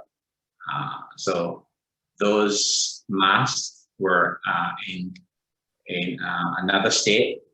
They were brought overground or over the land, I should say, into Central Florida, packaged or repackaged, and then driven down to West Palm Beach to tropical shipping, and that boat left on Wednesday. So we were able to facilitate and help with moving these goods. We also have a similar offer out of Atlanta, where we're moving masks as well to West Palm Beach.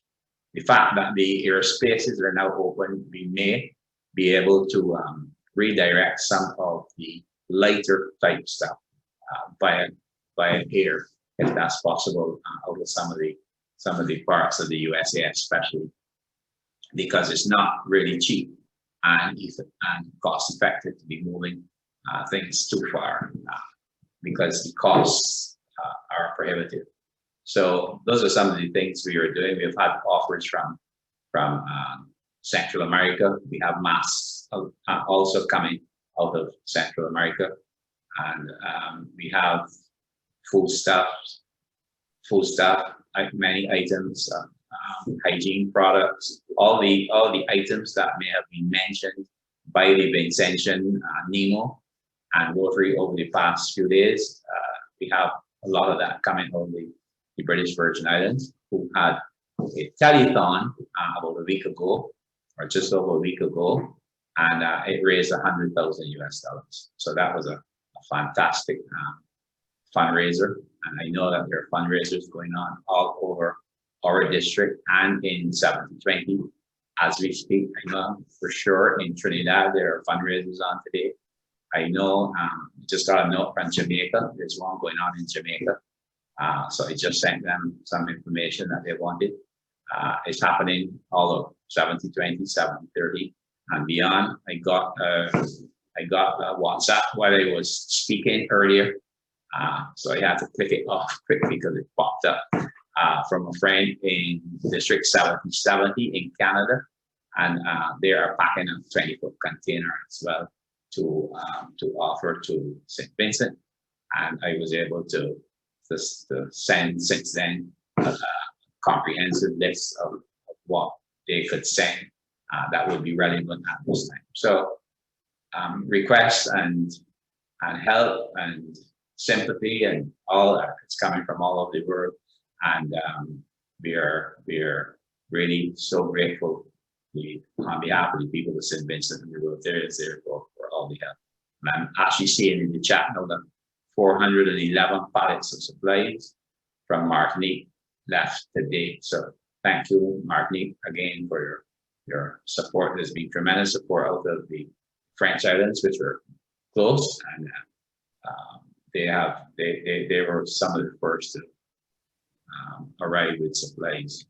So we are now at the time when the voting should be closed based on the district secretary's earlier statement. So I'm just checking quickly here. Bear with me 1 second. I'm going to check with, yeah, I can see they're typing, and yes, the tally is taking place. So it's closed and the tally is taking place. So we will have that short. So the MC may have some instructions to give for the ending when we wrap up and go to the DG later. So MC, would you like to make any announcements now while we have a minute or two? Okay, well, we will be having the breakout rooms like we did yesterday, and we'll be using the same themes as we used yesterday. We are inviting you all to stick around a little after we close officially, because we do have one of the cultural presentations by a local musician which we would like to share with you just before we go to the breakout rooms. Apart from that, let me know, David, when you're ready to come back in, but perhaps I can start recognizing some of the clubs that we have with us. Today, we had the Rotary Club of Garden City, Guyana, the Rotary Club of Coué Caribe from Martinique, the Rotary Club of Paramaribo, and also Paramaribo residents in Suriname. We had Chris English in a Rotary Club from California, Rotary Club of Saint Pierre, Martinique, Rotary Club of Lamentin in Martinique as well, Rotary Club of Port of Spain West, Rotary Club of Georgetown Central in Guyana, Rotary Club of Fort de France in Martinique, Rotary Club of Demerara, Guyana, Rotary Club of Pointe-à-Pitre in Guadeloupe, and a very special guest, Pam Schulter from the Rotary Club of Lakewood Ranch in District 6960, Southwest Florida, United States of America. We also had the Rotary Club of San Fernando South, Trinidad and Tobago, the Rotary Club of Kourou, French Guiana, Rotary Club of Paramaribo, I think we already mentioned that one, Rotary Club of Curacao, Rotary Club of Pinal, Rotary Club of St. Kitts, Rotary Club of Barbados West, Rotary Club of Barbados, Rotary Club of Marval, Rotary Club of Antigua, and Rotary Club of Antigua Sundown. Now, my technical team had told me earlier that our shout out to the Rotary Club of Antigua is a very special one, as you will see on the screen, because they are the only club that have actually organized a full hub, as we call it, face-to-face, and we can see all of their members waving at us. So Grenada is also a club that had set up a little hub. So fantastic. So this is not just a hybrid with Conference Central and the rest, but a hybrid with Conference Central, Grenada, and Antigua. Conference Central, let's wave back to everybody. And in Conference Central, of course, we have the Rotary Club of Gros Islet, the Rotary Club of St. Lucia, and the Rotary Satellite Club of St. Lucia Sunrise. And I finally got it right. Sunset. I almost got it right. So there you have it, our first hybrid district conference, and what a success it has been so far. Any impressions, Judy, at this stage? Oh, just so much.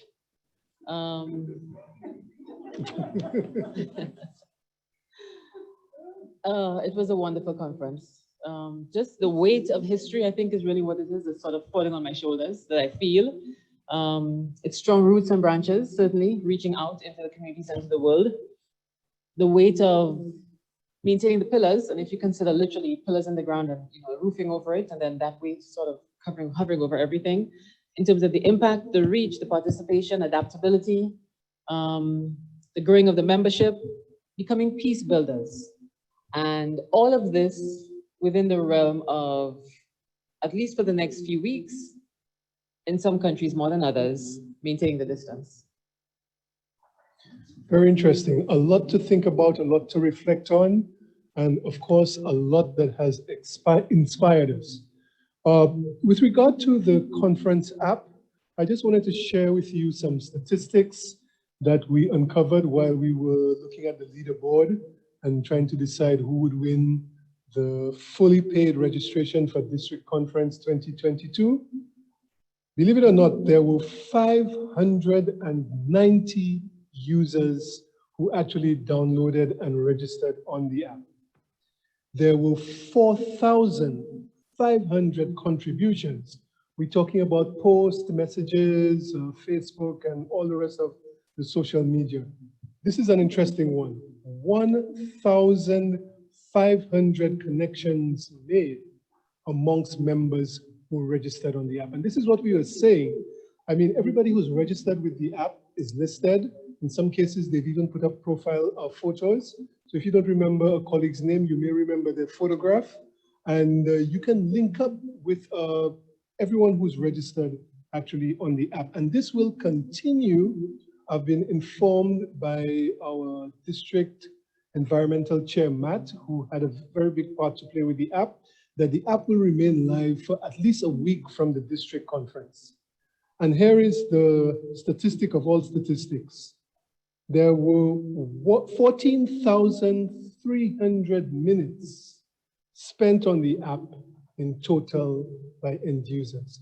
Now, I wasn't that good at mathematics, but my rough mental calculation makes that about 238 hours and 20 minutes, if I'm not mistaken. So we spent 238 hours and 20 minutes on this district conference app.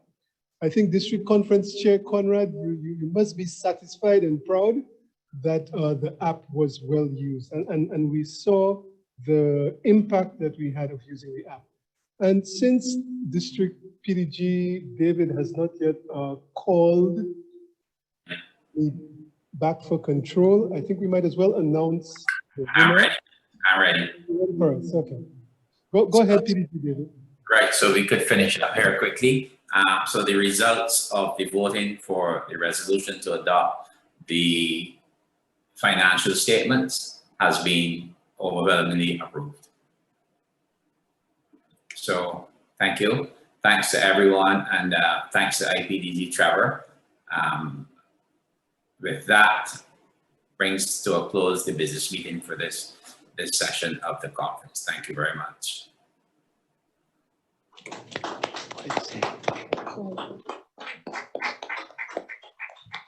So, Rotarians, friends, the finish line is in sight. And it is now my pleasure to call on Rotary International President's Rep, PDG Steve Schulter, for some farewell remarks. Steve? Thank you very much. And I will be very brief because I know I'm standing between somebody's rum and coke and dinner. But the first thing I would like to do is, Pam and I would like to thank you for hosting us at your conference. It was wonderful, and I promise that next time it will be in person, whether it's a conference or just for the heck of it. Now, on behalf of President Holder, thanks to Governor Lisle and his conference crew, Conrad and crew, for putting on such a wonderful and inspirational celebration of Rotary.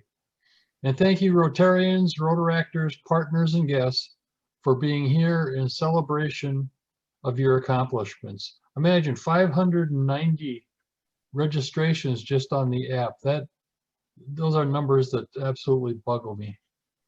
Governor Lisle, you've led by example and richly deserve the thanks you are receiving. First Lady Maggie, thank you for your service.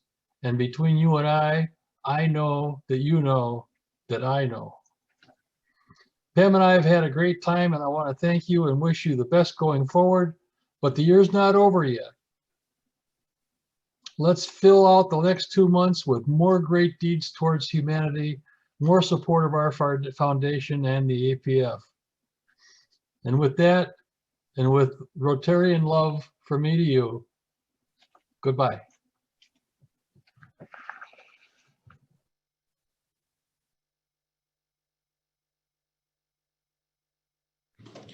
And now, for one last time, I have the pleasure of calling on our esteemed district governor to make some final remarks. Thank you so much, Mr. Moderator and Madam Moderator, for a job truly well done.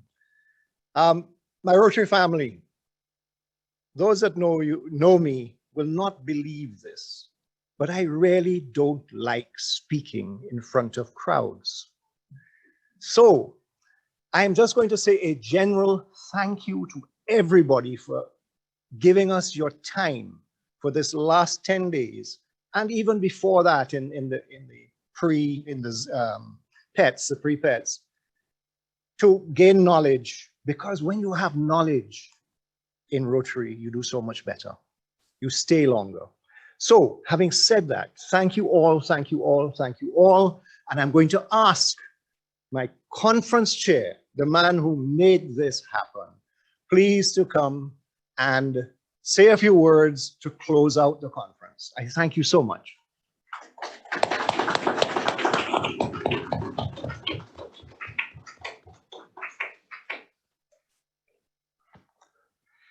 Thank you, DG Lisle. From one guy to another that doesn't like to talk, right? So, oh boy. All right, here we go. Fellow Rotarians, friends, as we know, every good thing must come to an end. I hope you feel as good about Rotary, the Rotary family, as I do. And the number sticks in my head right now. 642 pallets of supplies for Martinique and Guadeloupe alone. I mean, how can you not feel good about the family of Rotary? But of course, there are a whole lot of people to thank. And when you do this, there's always the chance that you forget somebody. So I apologize already ahead of it. I would also like to say, if there were things that you think could have been improved, that you didn't really care for, blame them on me. They're all my fault. When there were things that you enjoyed, then our team deserves all the credit for them. Absolutely. Past President Albert and Past President Judy, I can't say enough of you, right? Cool under pressure every time. Thank you very much. Fine Line, our production crew, headed by the principal, Ellen Prosper, who brought this all to you in the most professional manner. Thank you very much for putting us out there to District 7030. And as the district governor already said, we'll see you again on June 24. Fellow Rotarians, stick a pin, tie a hanky, write it on your hand as they do in Jamaica, or put it in your diary. It's a Thursday, June 24th. Hopefully we'll see you all for the district awards.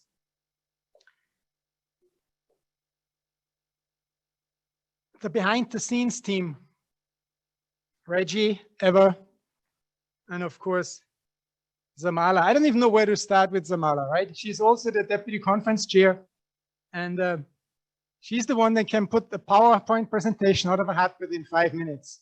And there's one line that sticks in my mind. Every time I get frazzled, she would say, hey, don't worry, this one's on me, I will take care of it. It's unbelievable. Thank you very much, Zamala.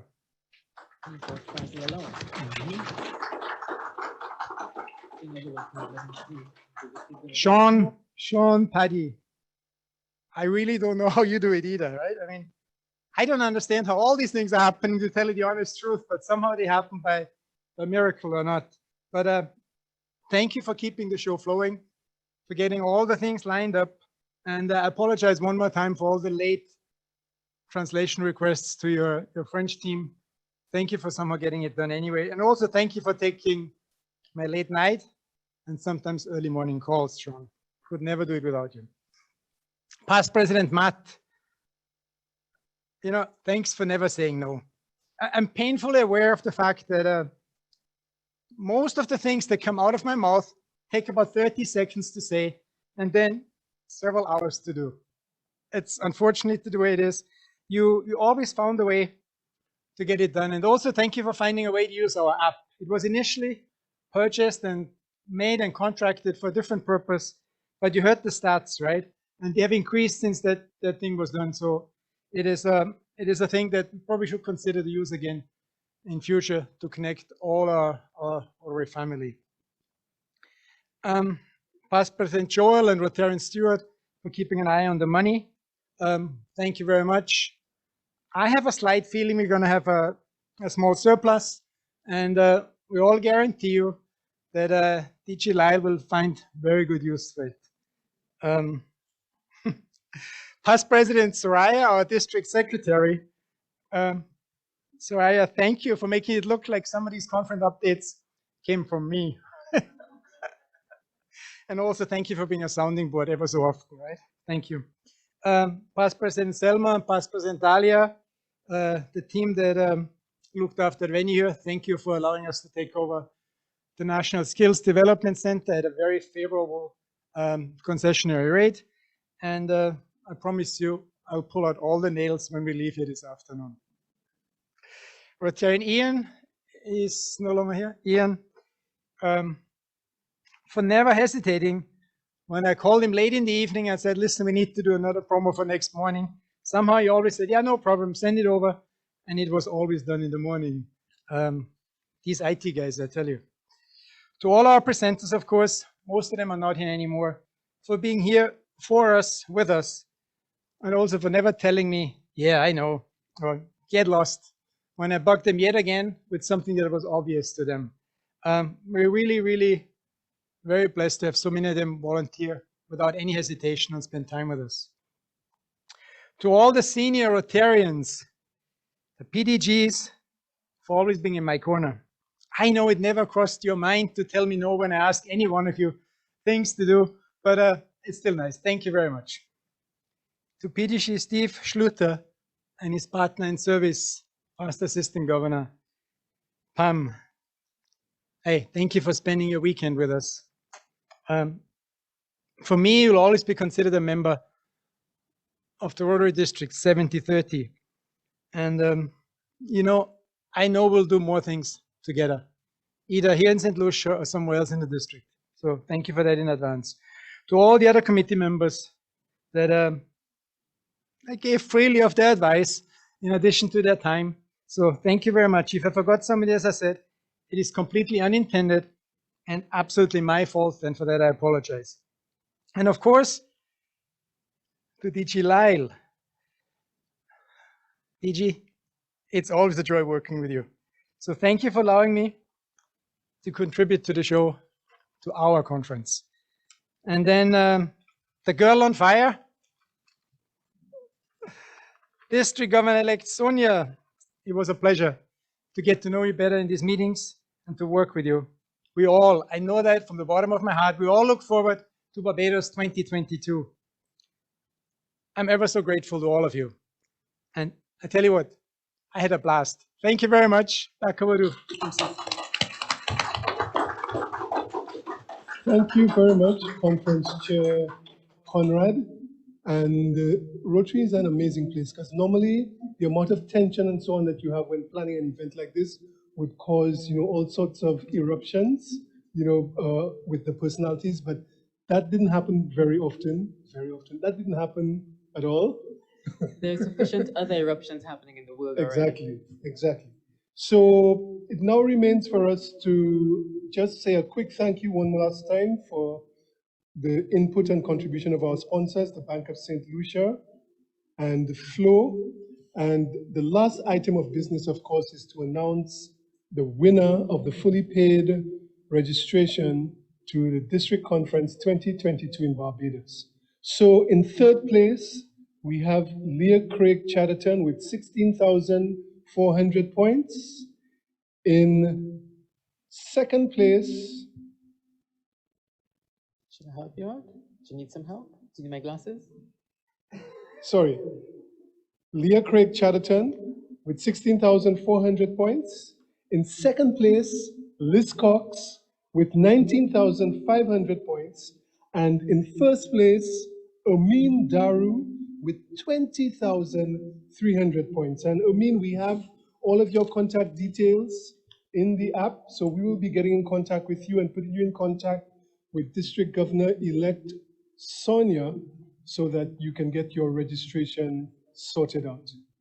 Not much more to say than to end officially. Now I have to tell you the MCs had a very long discussion. And we heard certain people talking about not liking to talk, and nobody ever asked us whether or not we like to talk, but that's for another show. But in any case, we have rehearsed our very last statement to you, and here goes. 1, 2, 3. See you in Taiwan Barbados in 2022. See you in Taiwan. See you in Barbados in 2022. Thank you, everyone, and please take care, and let's be true Rotarians. Bye-bye.